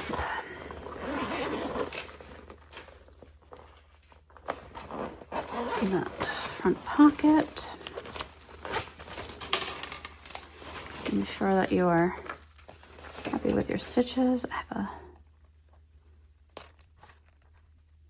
a thread hanging. Now, open this up. Unzipping that panel really allows that back panel to lay flat, and now we can top stitch along this join seam. I stick in my panel.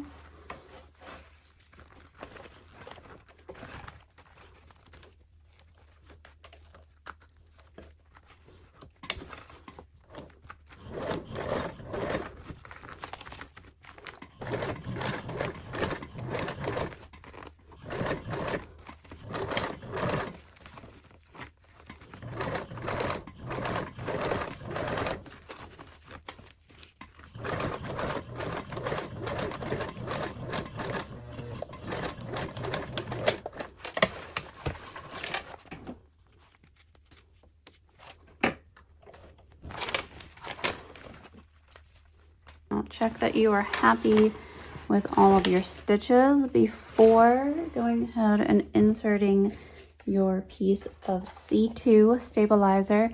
Again, now this is a piece that's smaller on top than it is on bottom, so check that you are inserting that the correct way.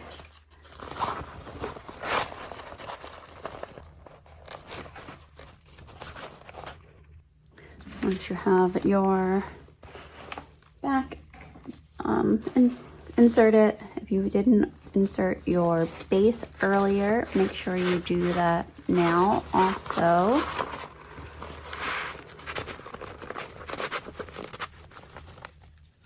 Now you can baste close those sides just with a 1/8.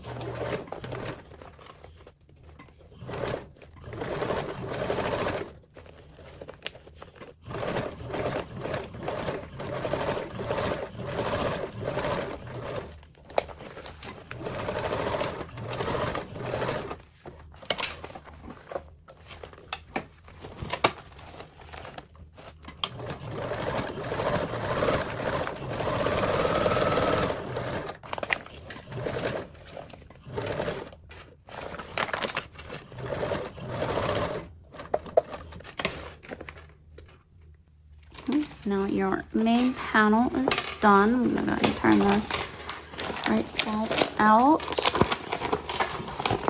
You can just check everything over.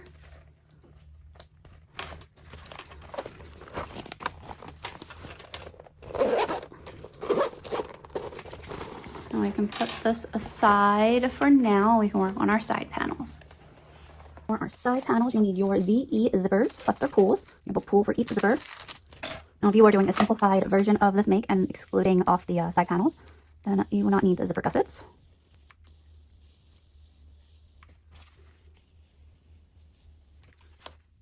I have to charge my zapper in a moment.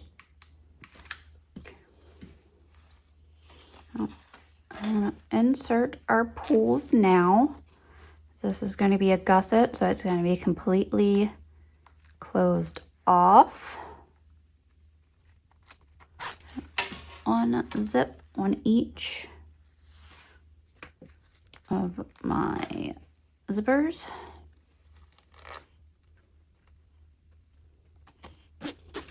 You'll need your pieces of E3, which is your exterior, and then your 2 pieces of E4.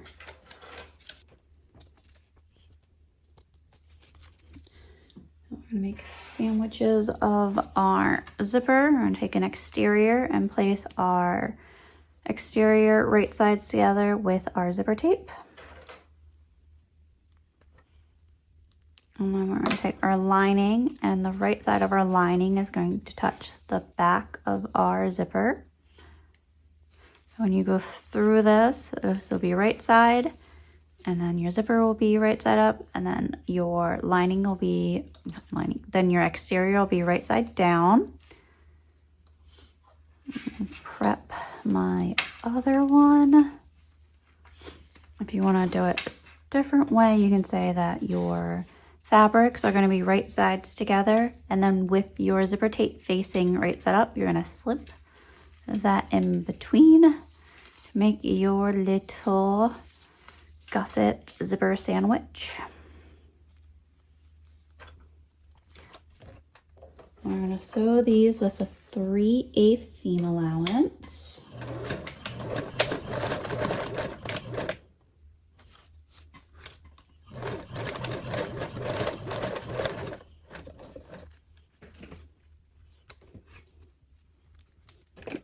I'm going to repeat this on the other side. Just ensure that your zipper does not get twisted.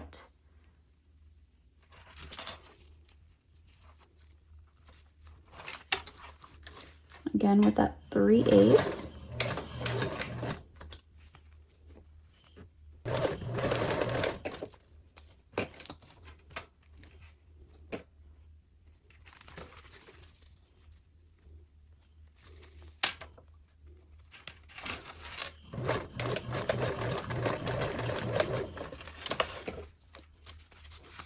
I'm going to do it that way so then you can go in and trim your exterior and your lining fabrics without trimming into your zipper tape.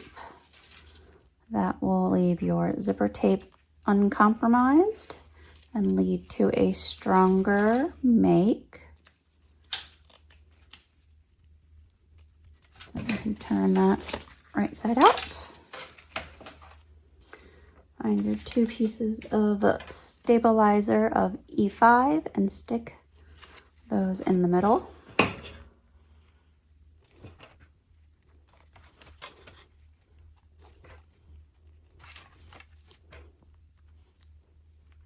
I'll repeat with this one.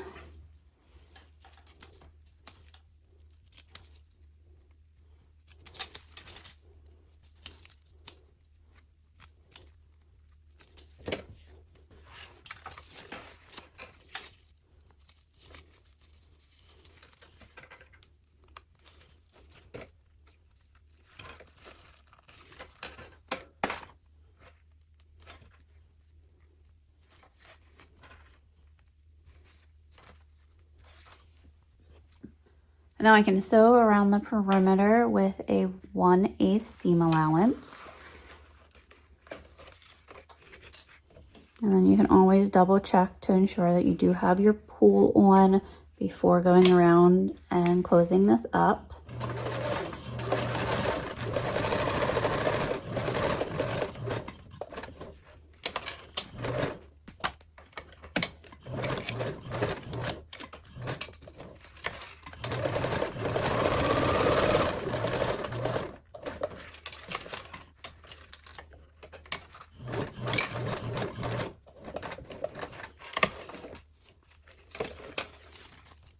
There's that.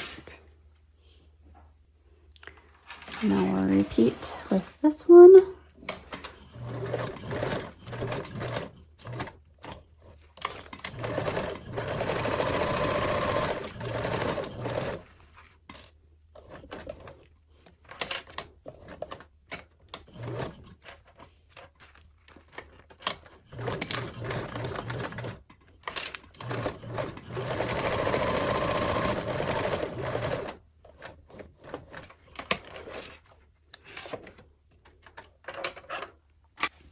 And now your zipper gussets are ready and can be set aside for now. Now for our mesh pockets, you need your 4 pieces of E6, and then your 2 pieces of E7. Now remember, 2 of these pieces will go on the main interior of your bag, and then the other will go on the side panels. I'm going to start off with my 2 that are going to go inside my bag, and I'm actually going to use the other shade of elastic.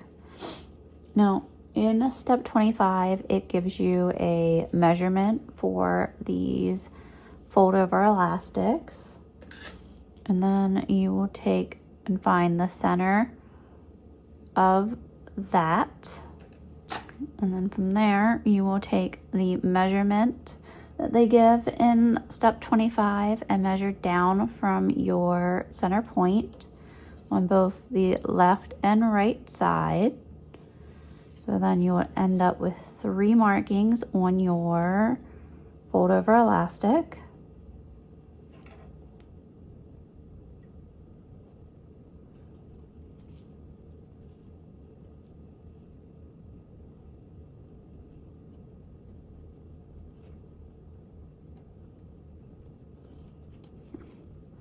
And then you'll find the center of your mesh, and you'll match it with the center of your fold over.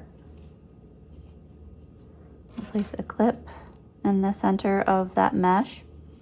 Now I'm going to line up the edge of my mesh with my remaining 2 markings.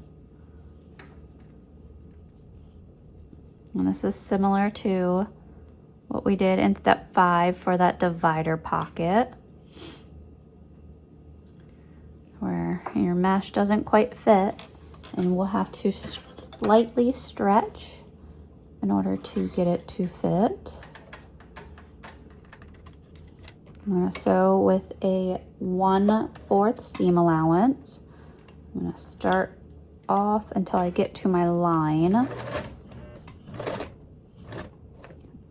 Once I get to my line, I can grab my middle marking and slightly stretch just enough to where my mesh falls underneath there, and then I'll continue to sew.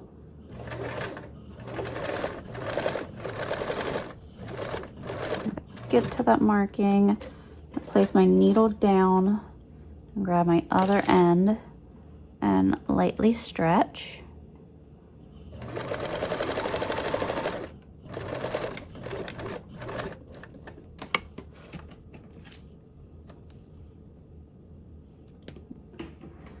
And then that will give you a little gathers. Now you can hit this with some steam, and that will help gain the elasticity back in the band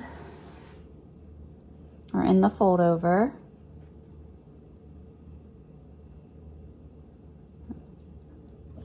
And I'll repeat with my other pieces.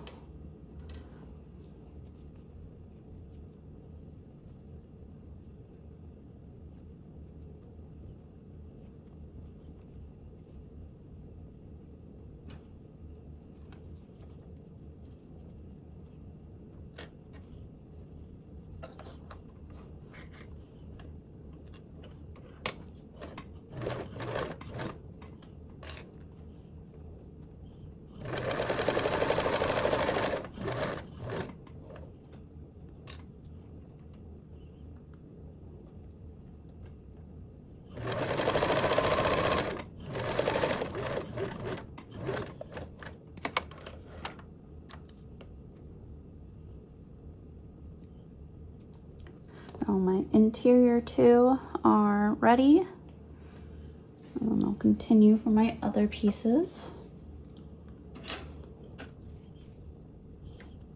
And then you can measure each one of them by like folding them in half and making the markings.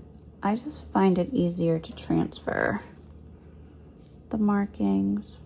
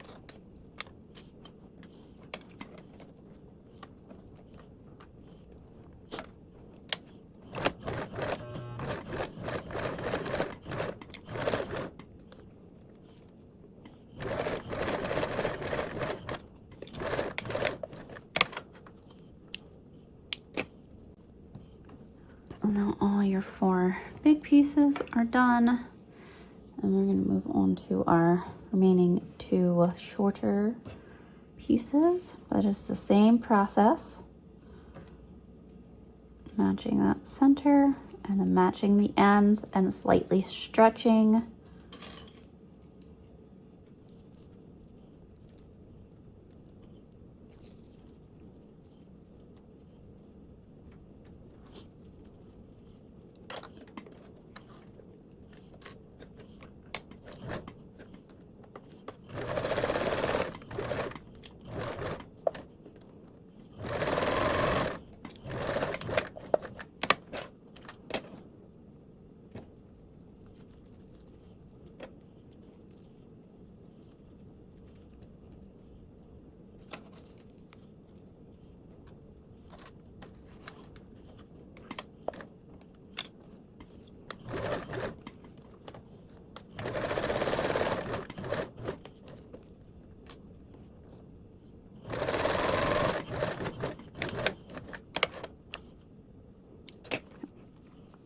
All of our mesh pockets are done, and we can set these aside. Next up, we'll be attaching our D-ring to our side panel exterior, so your 2 pieces of E. If you are not attaching a D-ring to your make, then you would skip over to step 28. I'm going to show how to do the D-rings on the side panel. So with our panels, you'll need your 2 pieces of webbing along with your 2 D-rings. And your panels. You'll also need 2 pieces of your E2 stabilizer. I have an adhesive stabilizer, so I'm just going to adhere this to the back of my panels real quick. If you are using a sewn-in stabilizer, you can do similar to what we did with the flap and put 2 strips of double-sided tape down and then stick on that stabilizer.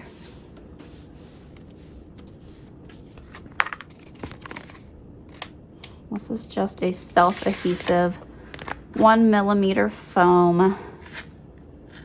And I'm doing this one just because I didn't need something as firm as the other stabilizer I was doing, since this vinyl that I have has pretty good structure and support on its own. I didn't want to add too much to it and make my final assembly even harder. Now I'm going to measure down from my top edge 2 3/8 of an inch. I'm first gonna find that center of my top and center of my bottom. This way I can center that webbing.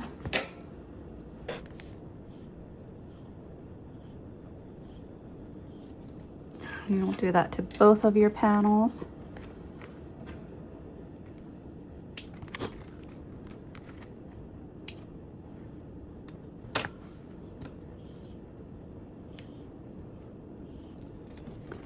You also want to mark on your webbing 2 3/8 of an inch. This is going to be your D-ring marking or your D-ring placement.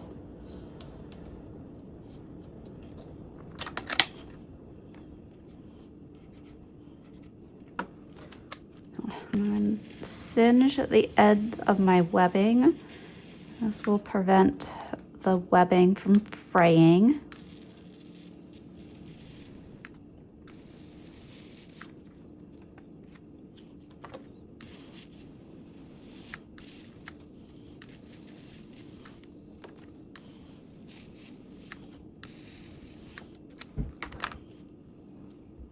And slide on your D-rings and fold at that marking.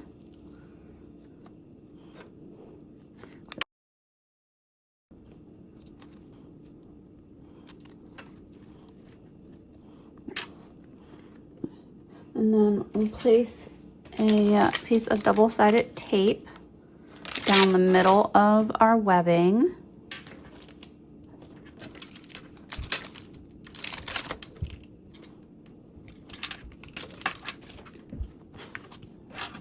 And you want to line the raw edge of the webbing up with the bottom center of your panel and match the top of that webbing up to that marking down from the top that we made.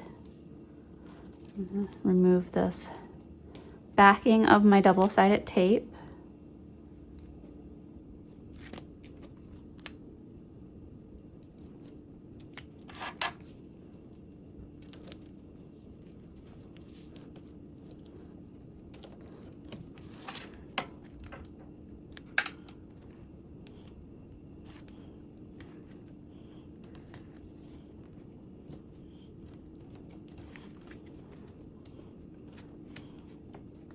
We're going to sew a box stitch as described in step 27. now to do our box stitches. I'm going to start from our bottom edge. I'm going to sew up with a 1/8 seam allowance all the way up. Now you want to get as close to your D-ring as possible with allowing room for your pressure foot to get around. Mine's usually, depending on the hardware and stuff that I'm using, usually around like a 3/8 of an inch from the top of this, that I'm able to get my particular pressure foot around it. So I'm always usually able to draw a line on mine so I know where to stop and then how to go across straight and even. This also then allows me to be able to draw on the box measurement that I'm doing, which is a 1 1/4 of an inch of a box. So I've marked my top and bottom starting points for my box. I'm going to go ahead and sew up to this very upper marking close to my D-ring, and then sew across, and then sew down. You can, this might be a little bit easier to say, you can do one of two things. In the instructions, it has you, once you sew up, over, and then down to make your 1 1/4 inch of a box. It then has you sew diagonally over, and then diagonally back down, and then over, and then down again. Or instead of, when you get to this point, instead of going up diagonally, you can close off your box if you would like, and then sew diagonally over and diagonally, and then go back down. It is up to you. For some reason, depending on like what side of the panel I'm doing, I find myself continuing closing my box versus going up. Sometimes it makes it easier to see where your needle should end when you're doing those points if you close your box first. Really up to you. I'm going to sew with a 1/8 seam allowance.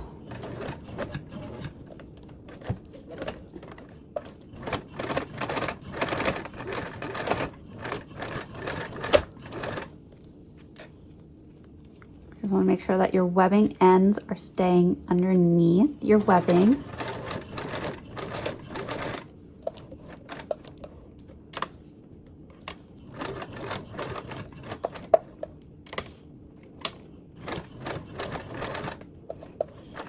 Stopping at my marking, I'm going to go ahead and pivot up.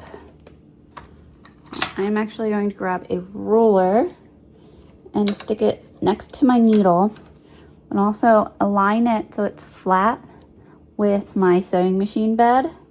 So then I know that this right here is that straight line. I can turn my panel to when that corner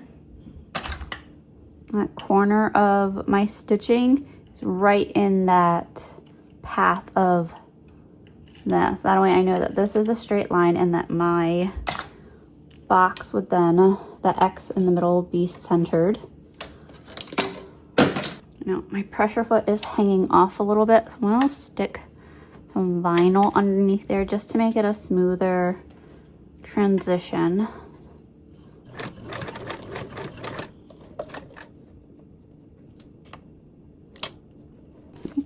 Right in that corner, and then I'm going to sew across my previous stitching. I'm going to hand crank this just so I can get them exactly in those previous stitches, or at least try to get them exactly in those previous stitches. And now I'm going to sew down diagonally the other way, again lining up my panel.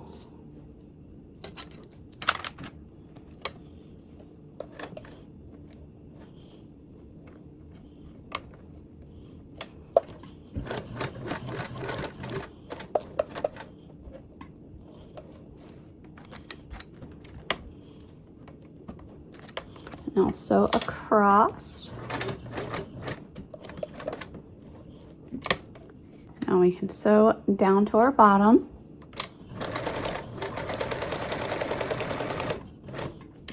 Stitch across this real quick.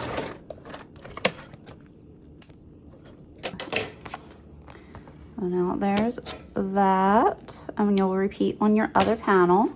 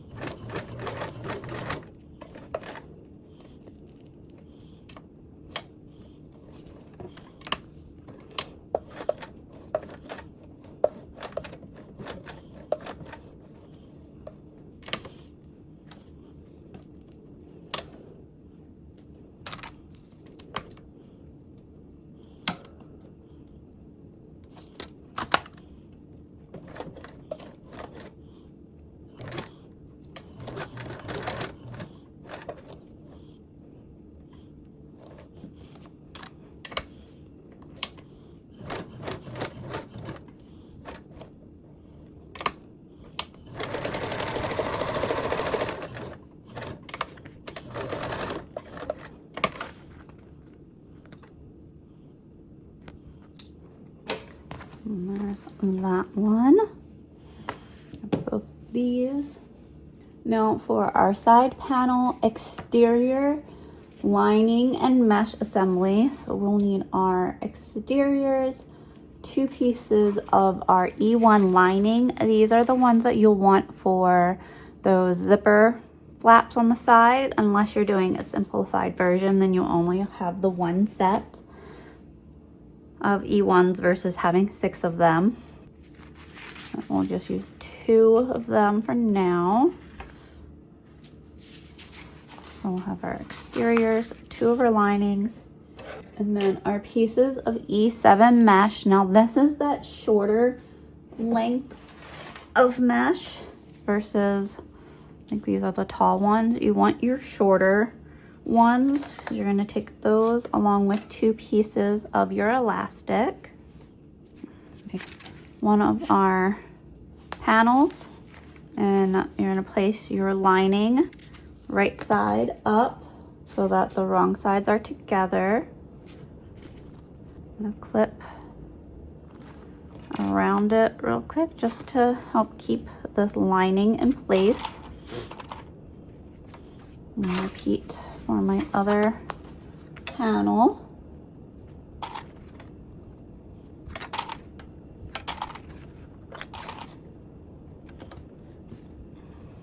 Now I can go around and baste this in place with a 1/8 seam allowance.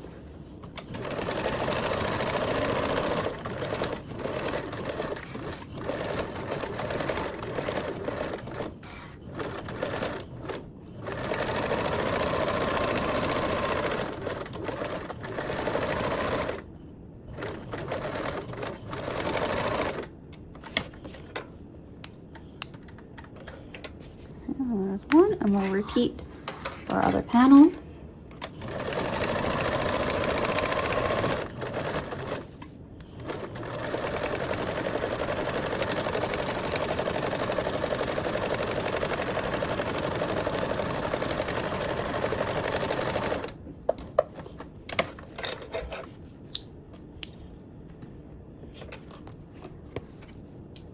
To where your lining sides are facing up.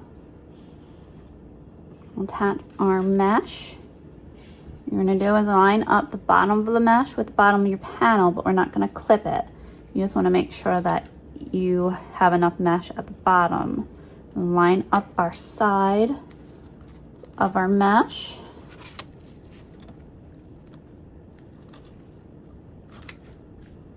And then match that center of your mesh. And then with the excess, you're just going to pleat it facing outwards.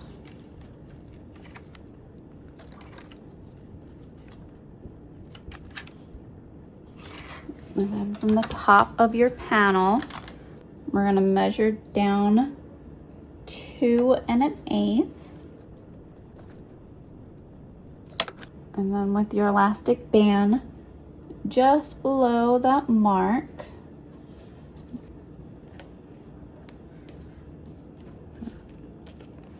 clip on both sides. Panel. We'll repeat for our second before I go ahead and baste that.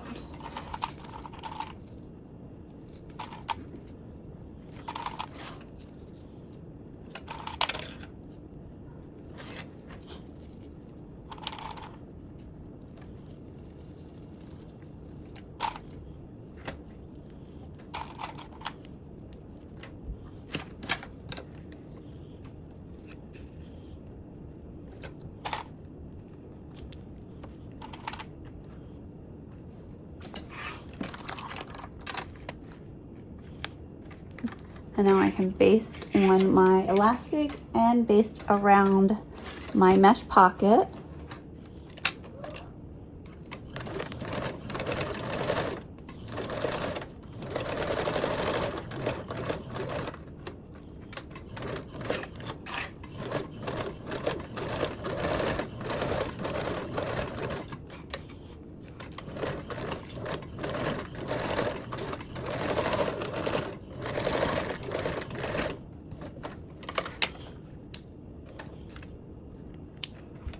Now you can trim your remaining fold over elastic and trim around the corner of the mesh.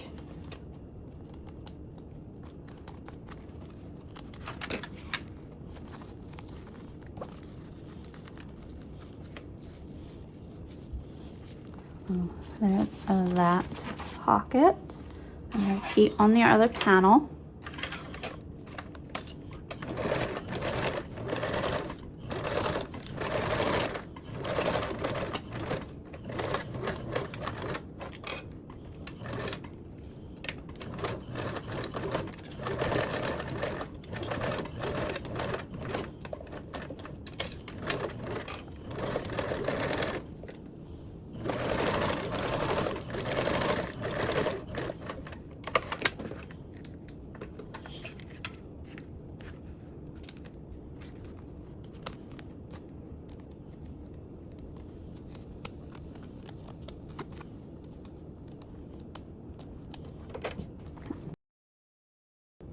That's what your interior view will look like, and then your exterior.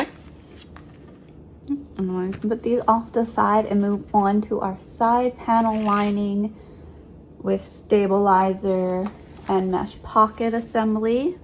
Now for this part, you'll need your remaining 4 pieces of E1, which is your panel linings.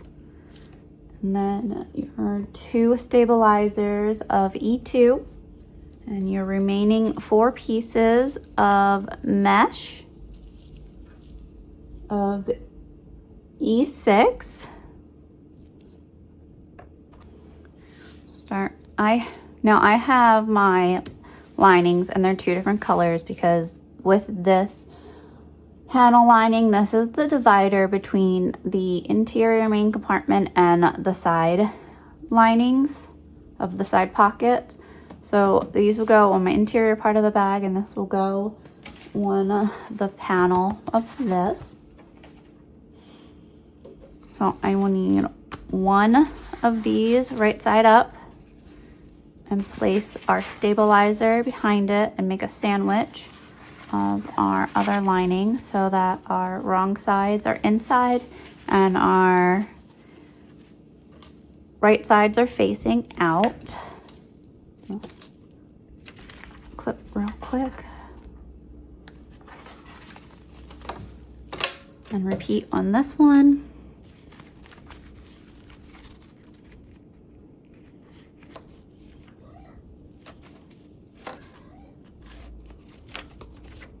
Now, I'm going to quickly baste around these 2 real quick with a 1/8 seam allowance.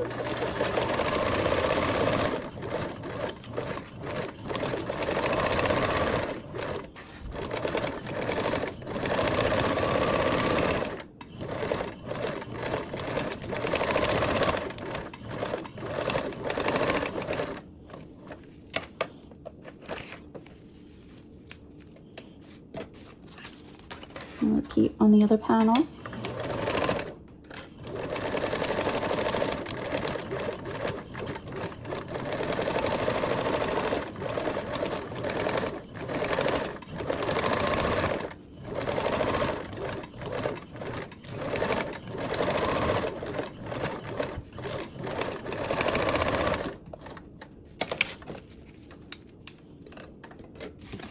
Yeah, so those are that. So since I have different colors, I'm going to attach my ones that I want on my interior panels first. And we're going to do similar to the other panel, how we did the sides first. And you just want to make sure that it meets along the bottom. You're not going to clip. You just want to make sure that your mesh is lined up. We're going to clip along our sides though. Meet the center part of the mesh. And then pleat out with 2 pleats on, one on each side. And we'll repeat with our other panels. I'm going to repeat with this one.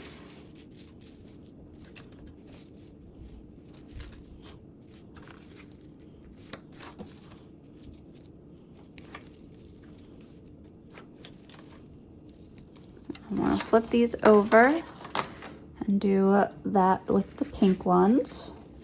Now, if you have a trouble, because mesh can get really slippery, if you have trouble lining these up and doing mesh at the same time, you can definitely baste one side and then attach your other side.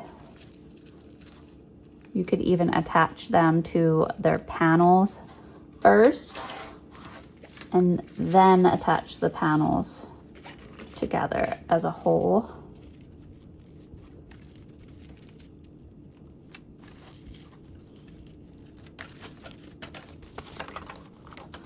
There's that one. I'll do that with this too.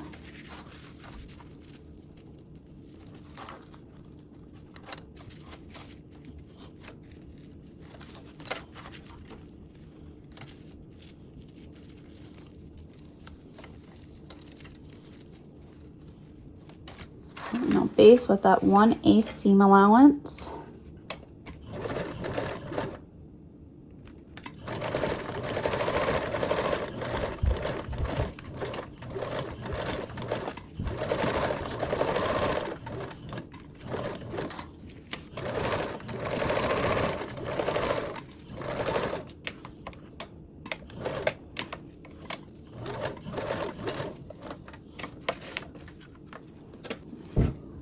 And then you can trim your leftover fold over elastic and extra mesh around that curve.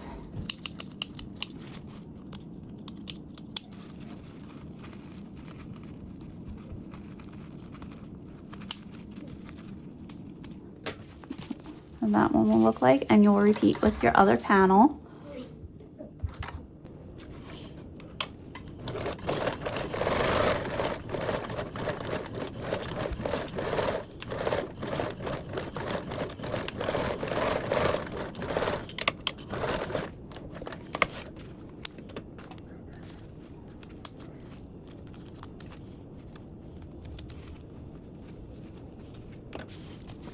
And all of these interior panels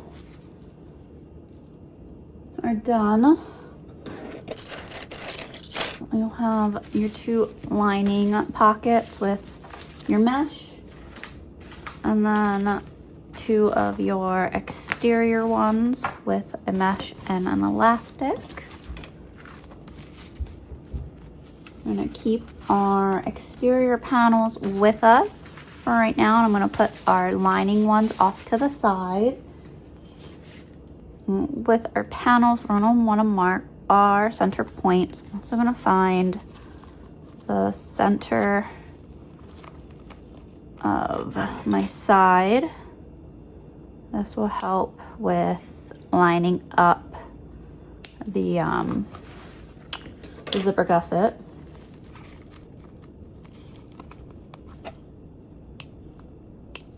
Now you're gonna wanna attach your zipper gussets to these, and we're gonna do it mirrored images. So I like to lay both of my panels. I'm gonna turn my sewing machine light off real quick. I like to have both my panels facing me and take my zipper gusset. Now, when your zipper is closed, that's the side that you want up towards your panel. So this is the top of my panel.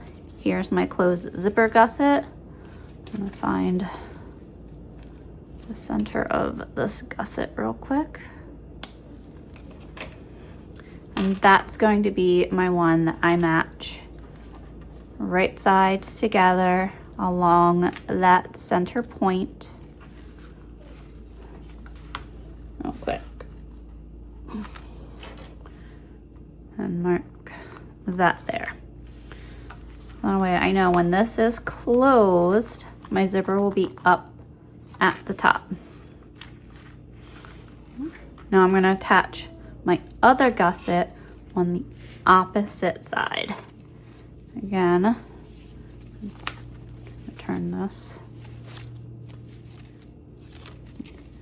Again, you want to make sure that your zipper is closing towards the upside, going up towards the top of your panel, and whatever side you're attaching to, you'll draw towards that one. So I'm going to find the center of this side of my gusset and match that center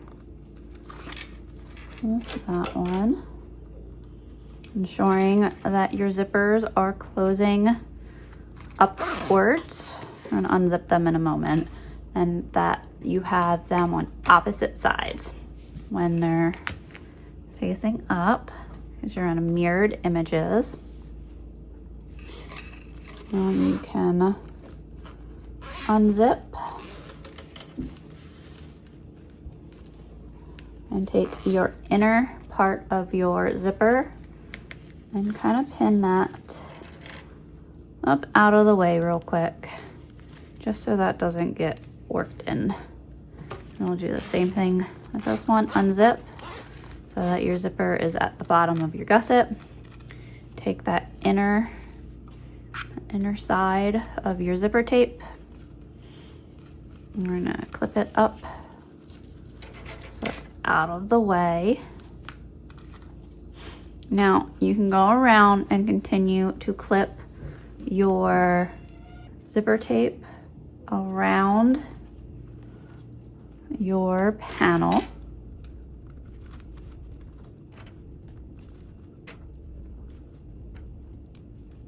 And so it does help with getting your zipper tape to fit sometimes if when you're clipping again on that curve. So you're curving your panel, how it's going to naturally curve once it's sewn.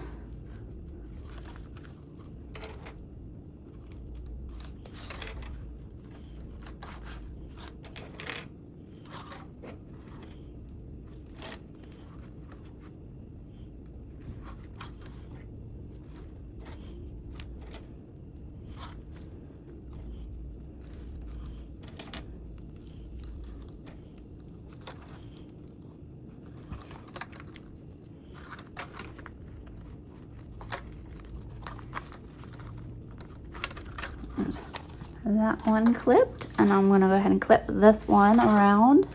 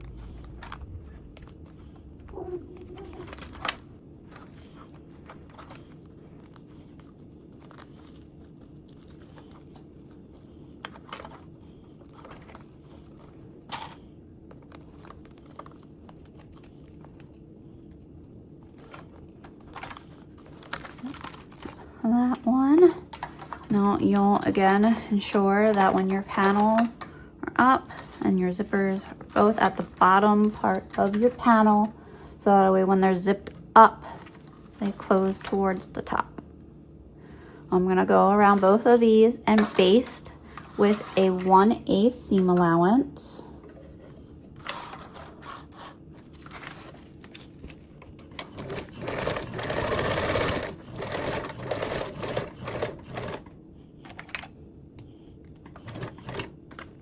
I'm going to use hemostats to help hold my zipper tape to my edge as I work around.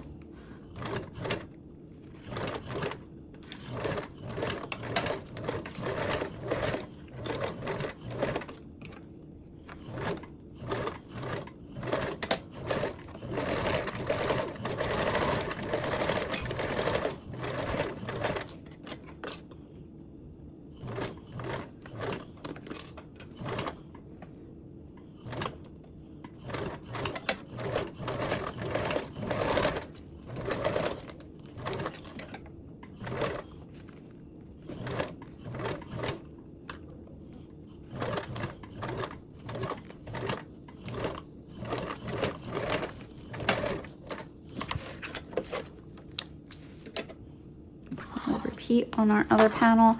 You can check real quick to make sure that you are happy with your stitches and that your zipper has no major like puckers along it.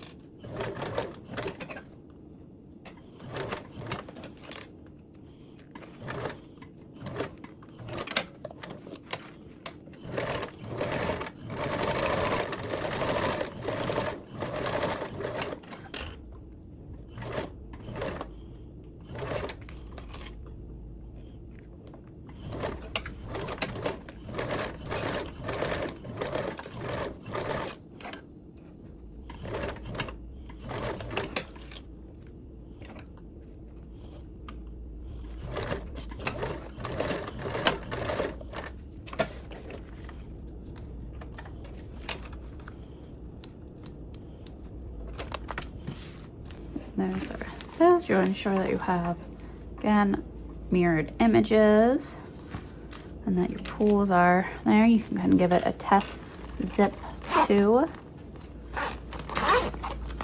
Sure that those close towards your top. And you check your stitches.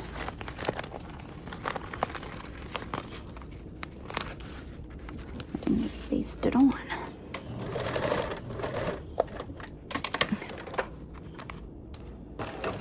There we go, that caught it.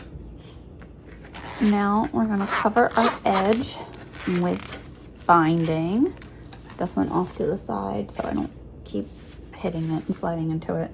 You're gonna start from your bottom edge and work your way around.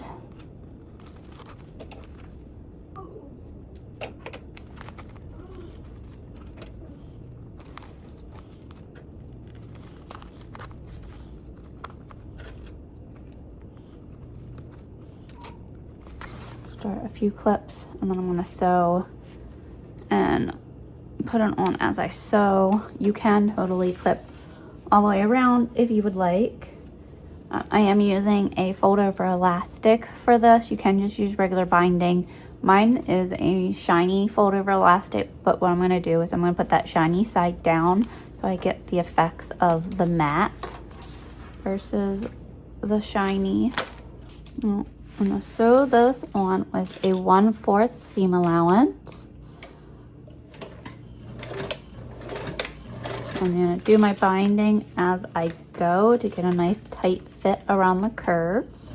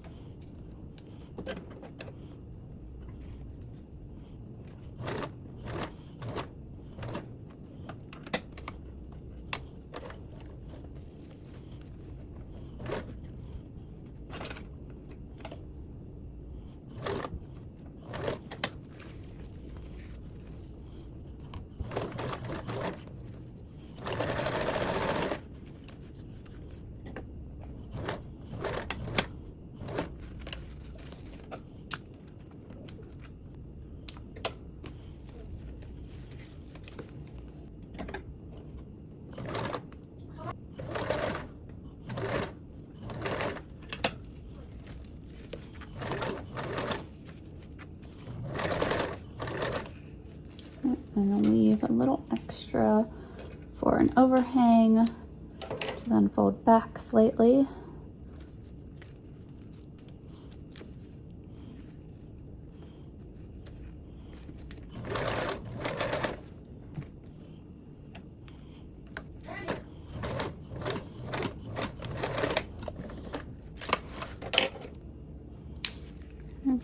So you ensure that you're happy with your stitches and that you caught your binding on both sides and that you don't have any crazy pleats or gaps or buckles in your zipper tape around your curves. And then we'll go ahead and roll our binding back.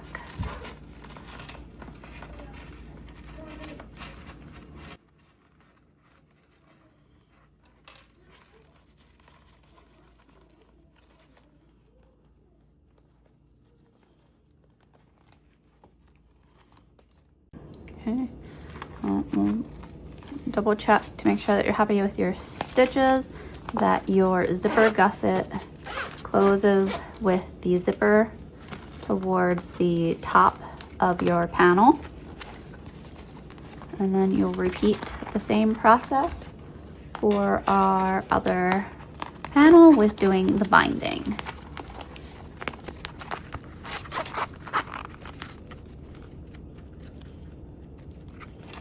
And place this finished one off to the side.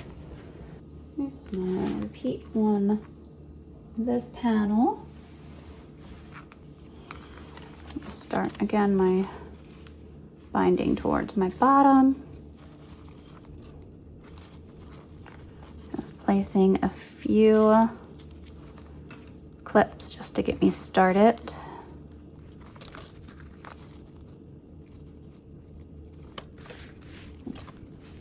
Again, I'm going to stitch around with that 1/4 seam allowance.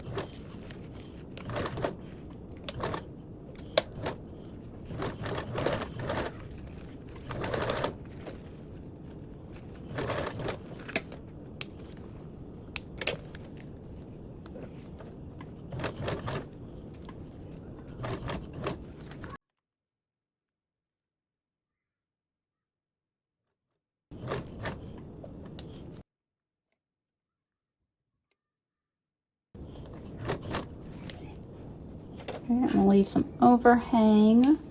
I can fold that back a little bit and hide the raw edge.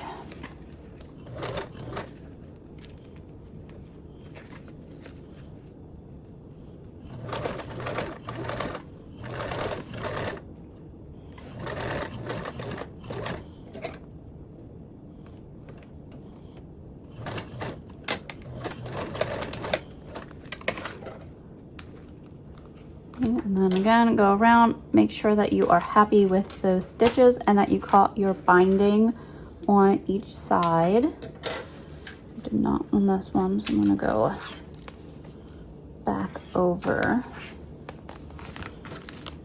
Didn't really catch.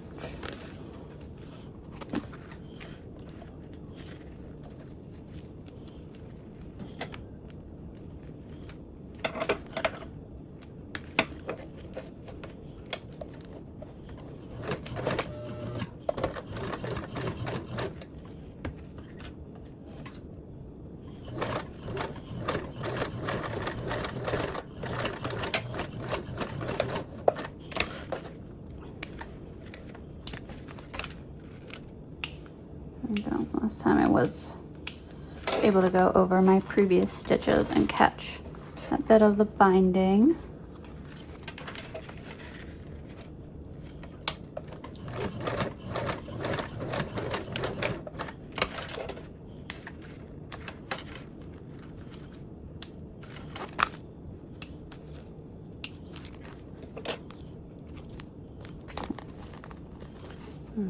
Now we're gonna roll back that binding. You check, make sure that you didn't make any puckers or gaps in your zipper tape.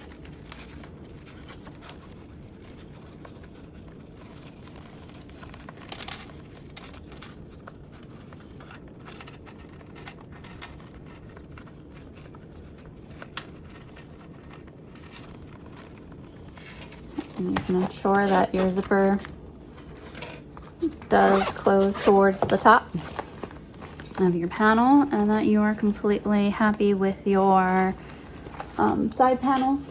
Before moving on, make sure that you have mirrored images of them. I'm gonna mark our center points of our panels on the other side of our zipper tape. If you didn't already mark those.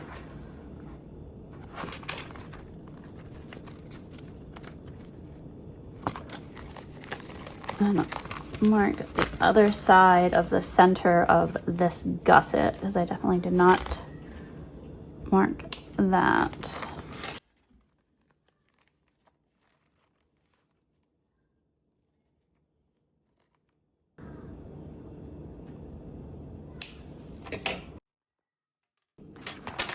And making sure that these are opposites, mirrored images.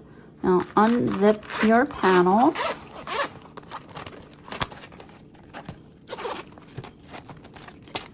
One of them at a time. But grab your panel linings, the ones with the mesh. We're gonna mark our centers of those.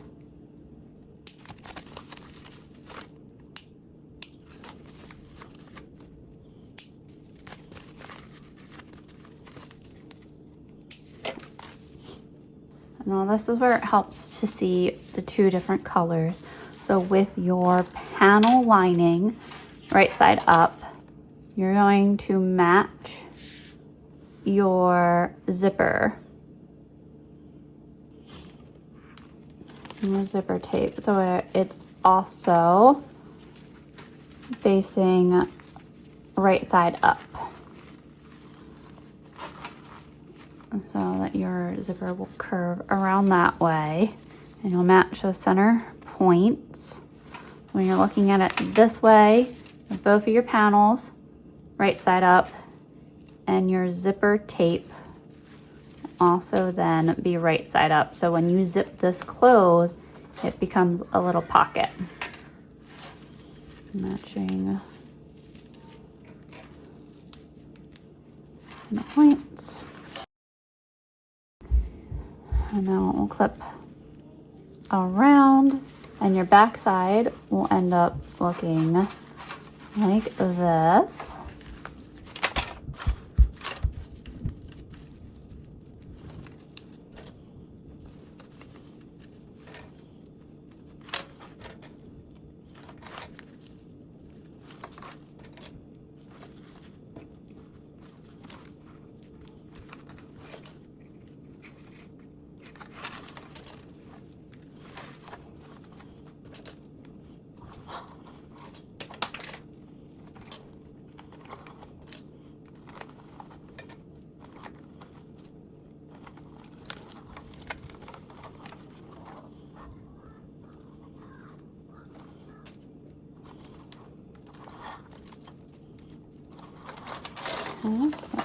On that, if you want to give it a practice little zip to make sure that that's all lining up correctly, you can do that. And baste around with a 1/8 seam allowance.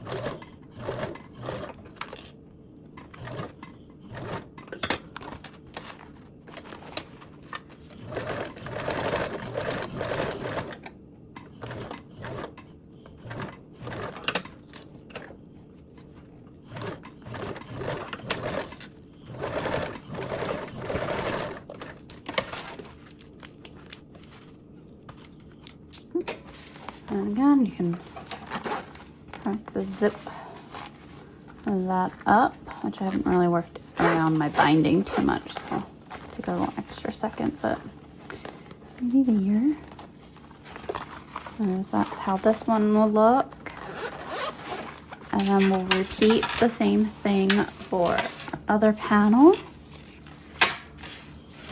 And having right side up, you'll attach your zipper tape with it facing right side up also.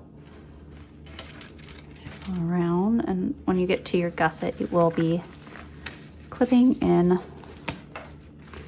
You find my center point because I didn't do that one. These point off my gusset.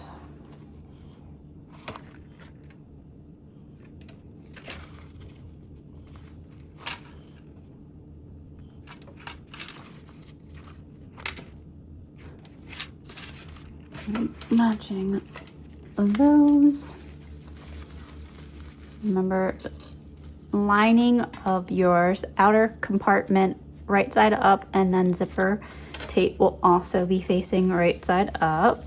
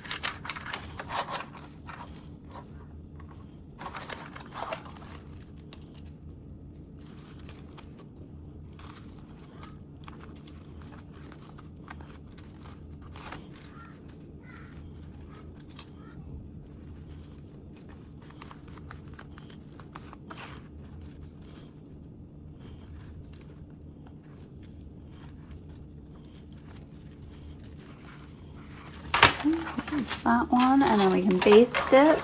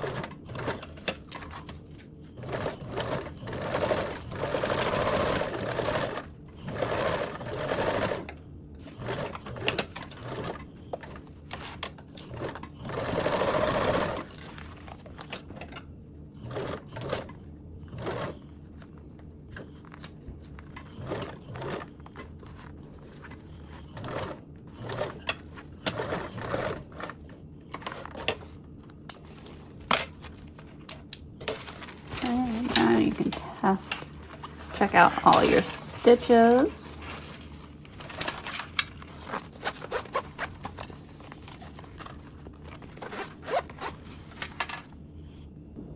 You can zip these up and slightly place those off to the side for now, as we're going to move on to our final assembly.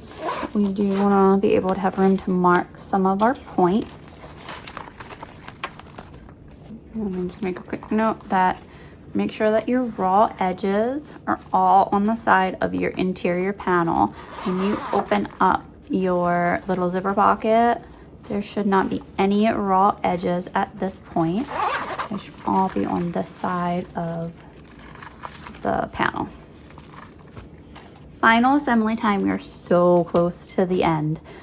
So here is our main part. Exterior. I'm gonna go ahead and unzip this so I can turn it to the lining side out. Gonna flip through the center opening.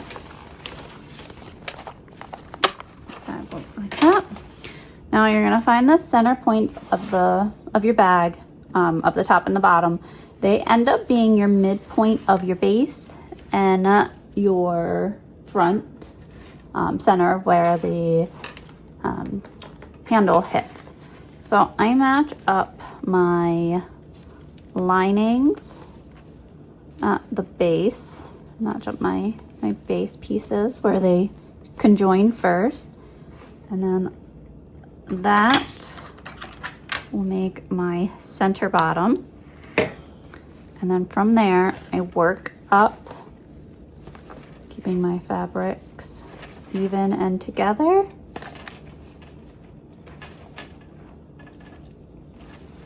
And that will be my center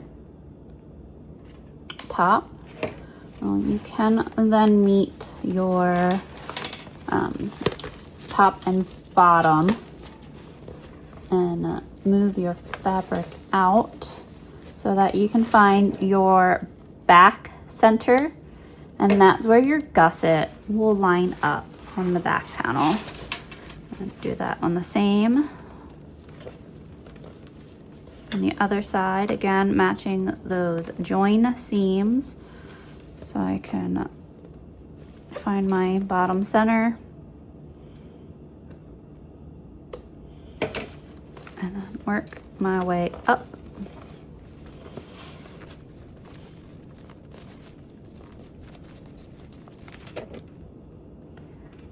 My top center. And then meet those top and bottom together. Find your back center. This is where you'll take one of your side panel linings and you'll match this gusset towards the back side of your panel. So this is my back panel. This side gusset gets matched to the center of that.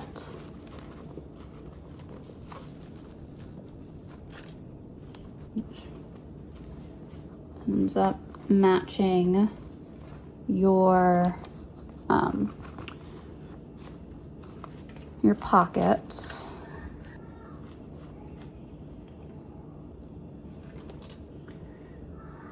And then you can match your bottom center point.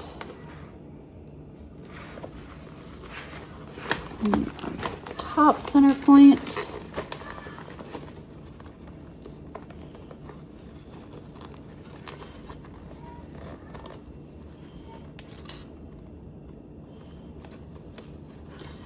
And then you'll go ahead and you'll work around and clip in.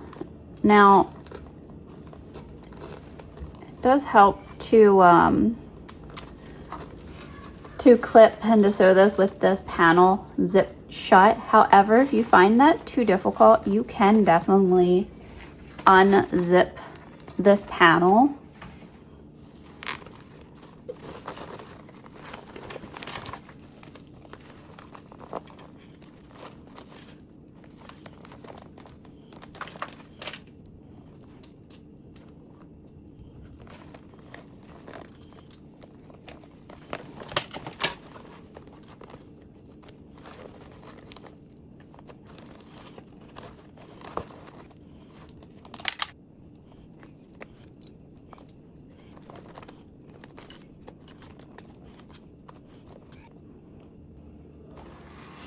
And now there is that. You can ensure that your D-ring is up towards the top of your bag. Okay. And now use around with 1/8 seam allowance. It does help to sew in the round of it versus trying to sew flat. But sew whatever way is easier for you. Now we're gonna base this side panel on with a 1/8 seam allowance.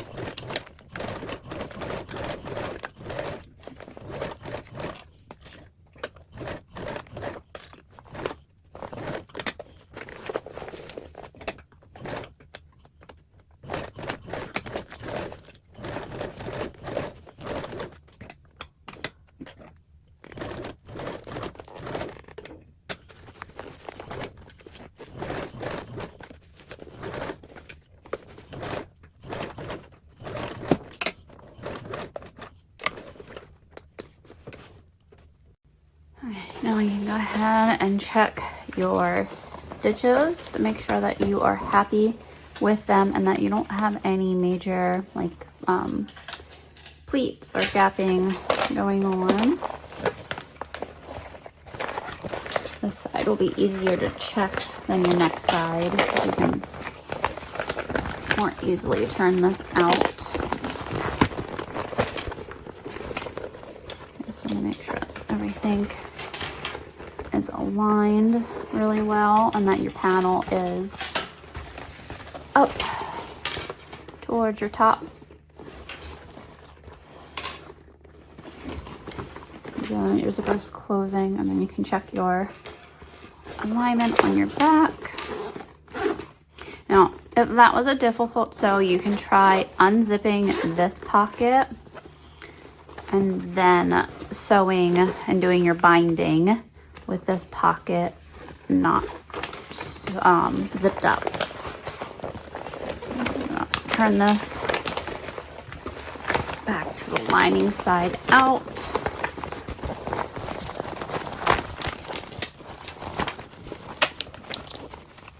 Do it unzipped. That's how it would look. This back in there. I'm going to cover with my binding. Now I do find it helpful to like kind of pinch and pick up, because you want to make sure that you're not going to sew in your zipper tape, because sometimes if you don't pinch it, you're gonna end up like sewing on this part of your zipper tape versus like if you pinch out, you're spreading out that zipper tape, so it can lead to a nicer finish.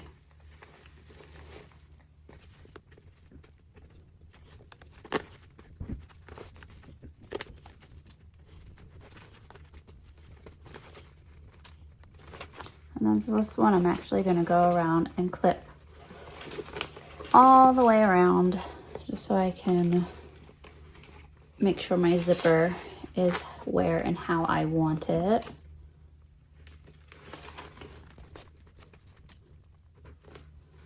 Keep in mind your binding does not need to be uber goober perfect, because it's going to be curved inside anyway.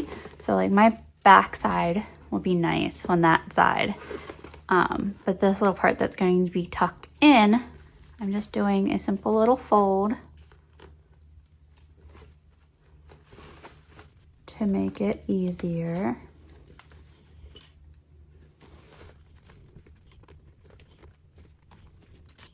I'm gonna do it on this side.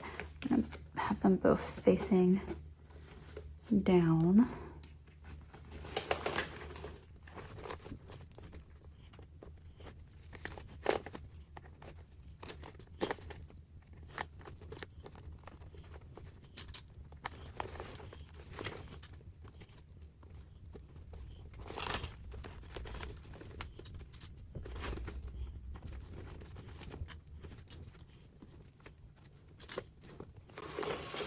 I'm gonna leave a little extra overhang to do the fold back.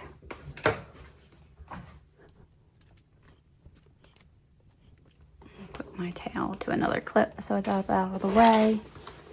Now this time I'm going to sew with a 1/4 seam allowance.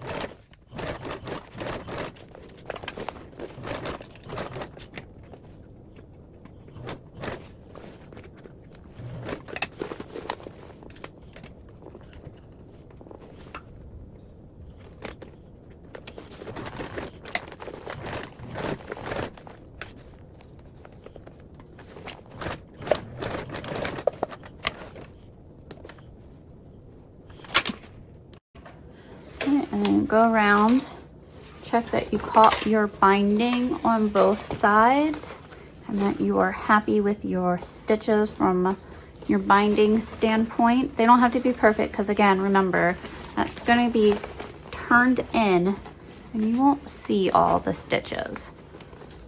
So they don't have to be goober perfect.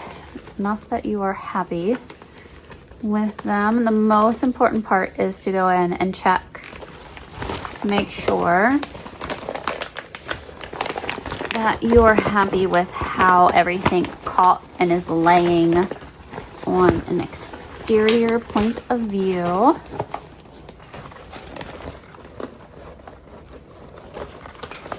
Make sure that you don't have any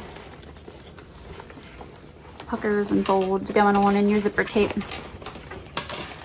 Give it a presses it up.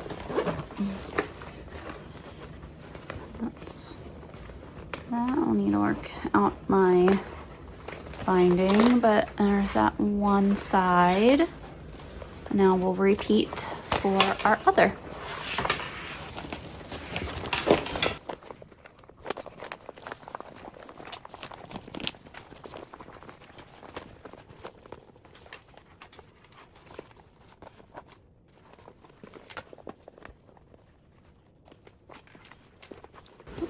Same process for this with your remaining panel.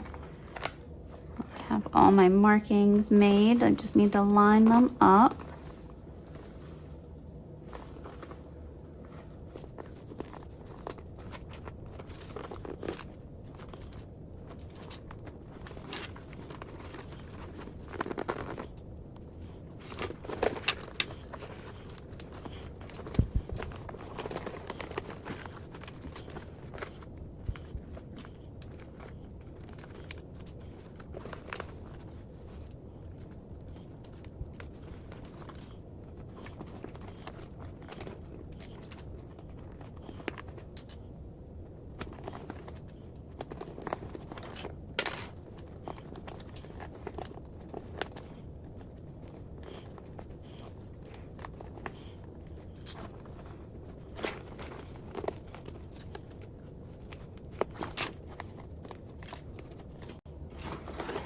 You know, one of the things that you can do real quick is stick out your back panel and kind of check in to see where your side gusset is lining up and if it's lining up equally. Sorry, I had to get that up close and personal to my face to see. So yeah, you want to make sure that they're ending in about the same situation. This will help you from noticing now if they're not lined up, then needing to unpick a lot. I mean, there could be a chance that you still may need to unpick later if they don't end up lining up after you're stitching. But I personally like to check before just to try to save myself. Now this sewing round will be a little bit more challenging than the previous one, just because there's more to the bag. Again, we're gonna go ahead and baste with that 1/8 seam allowance.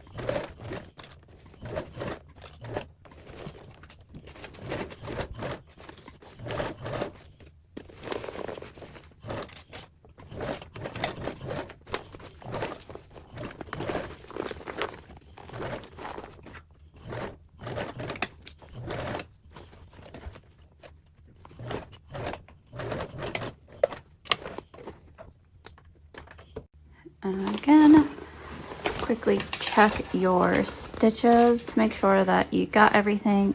I need to go around again and baste my corner of this zipper better.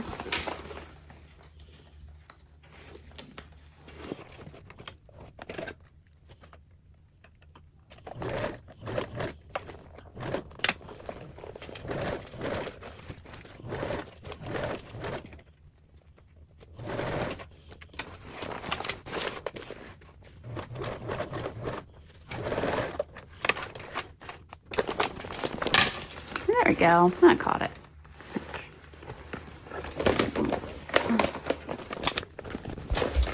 I'm gonna stick my finger in around here and feel it.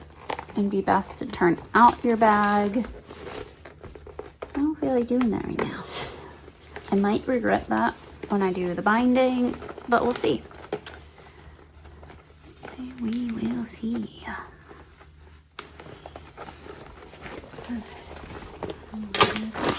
Stuff this back in there. Actually, matter of fact, I'm gonna unzip this panel.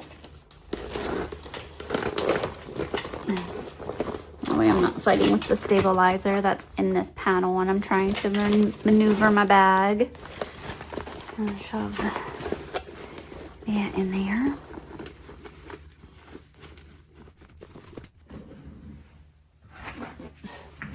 Now the very last bit of binding before we are all done our make.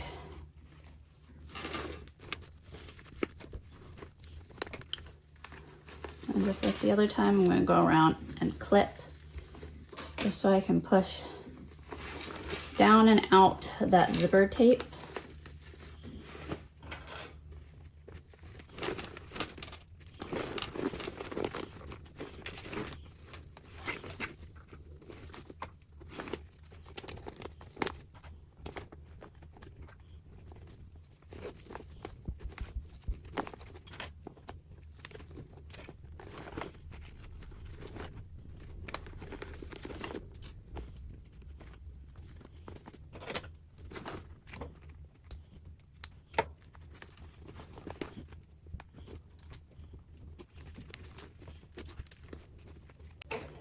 And leave that little extra overhang for a fold back.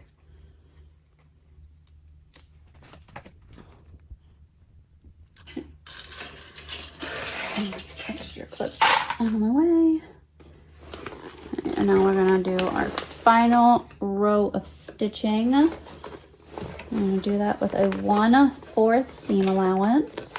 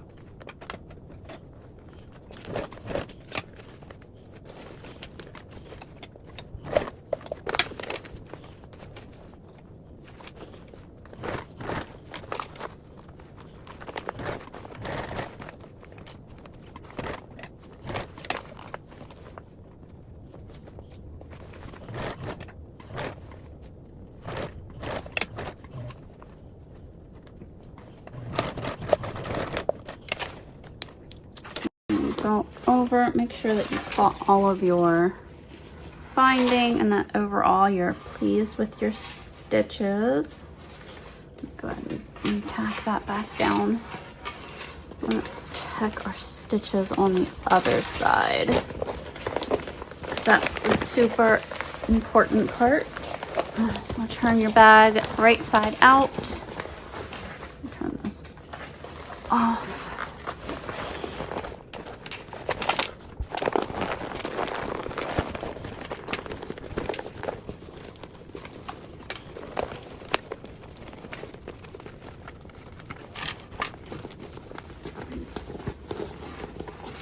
And you'll go in and you'll roll that binding even more. Give this a quick little zip up.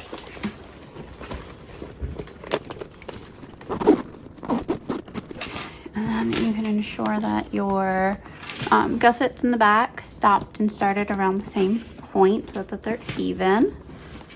Go ahead and roll those bindings a little bit better, but overall, stitches are good. Just need to settle out the binding.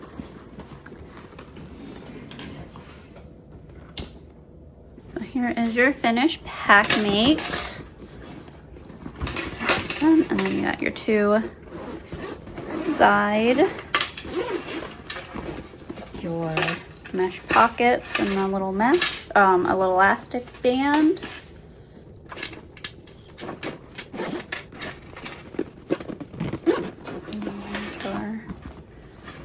D-ring sides, two-tone grab handle,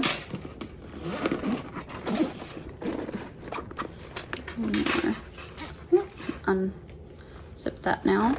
So there is your hook, your mesh pockets, interior with your elastic mesh pockets, and then that zipper pocket.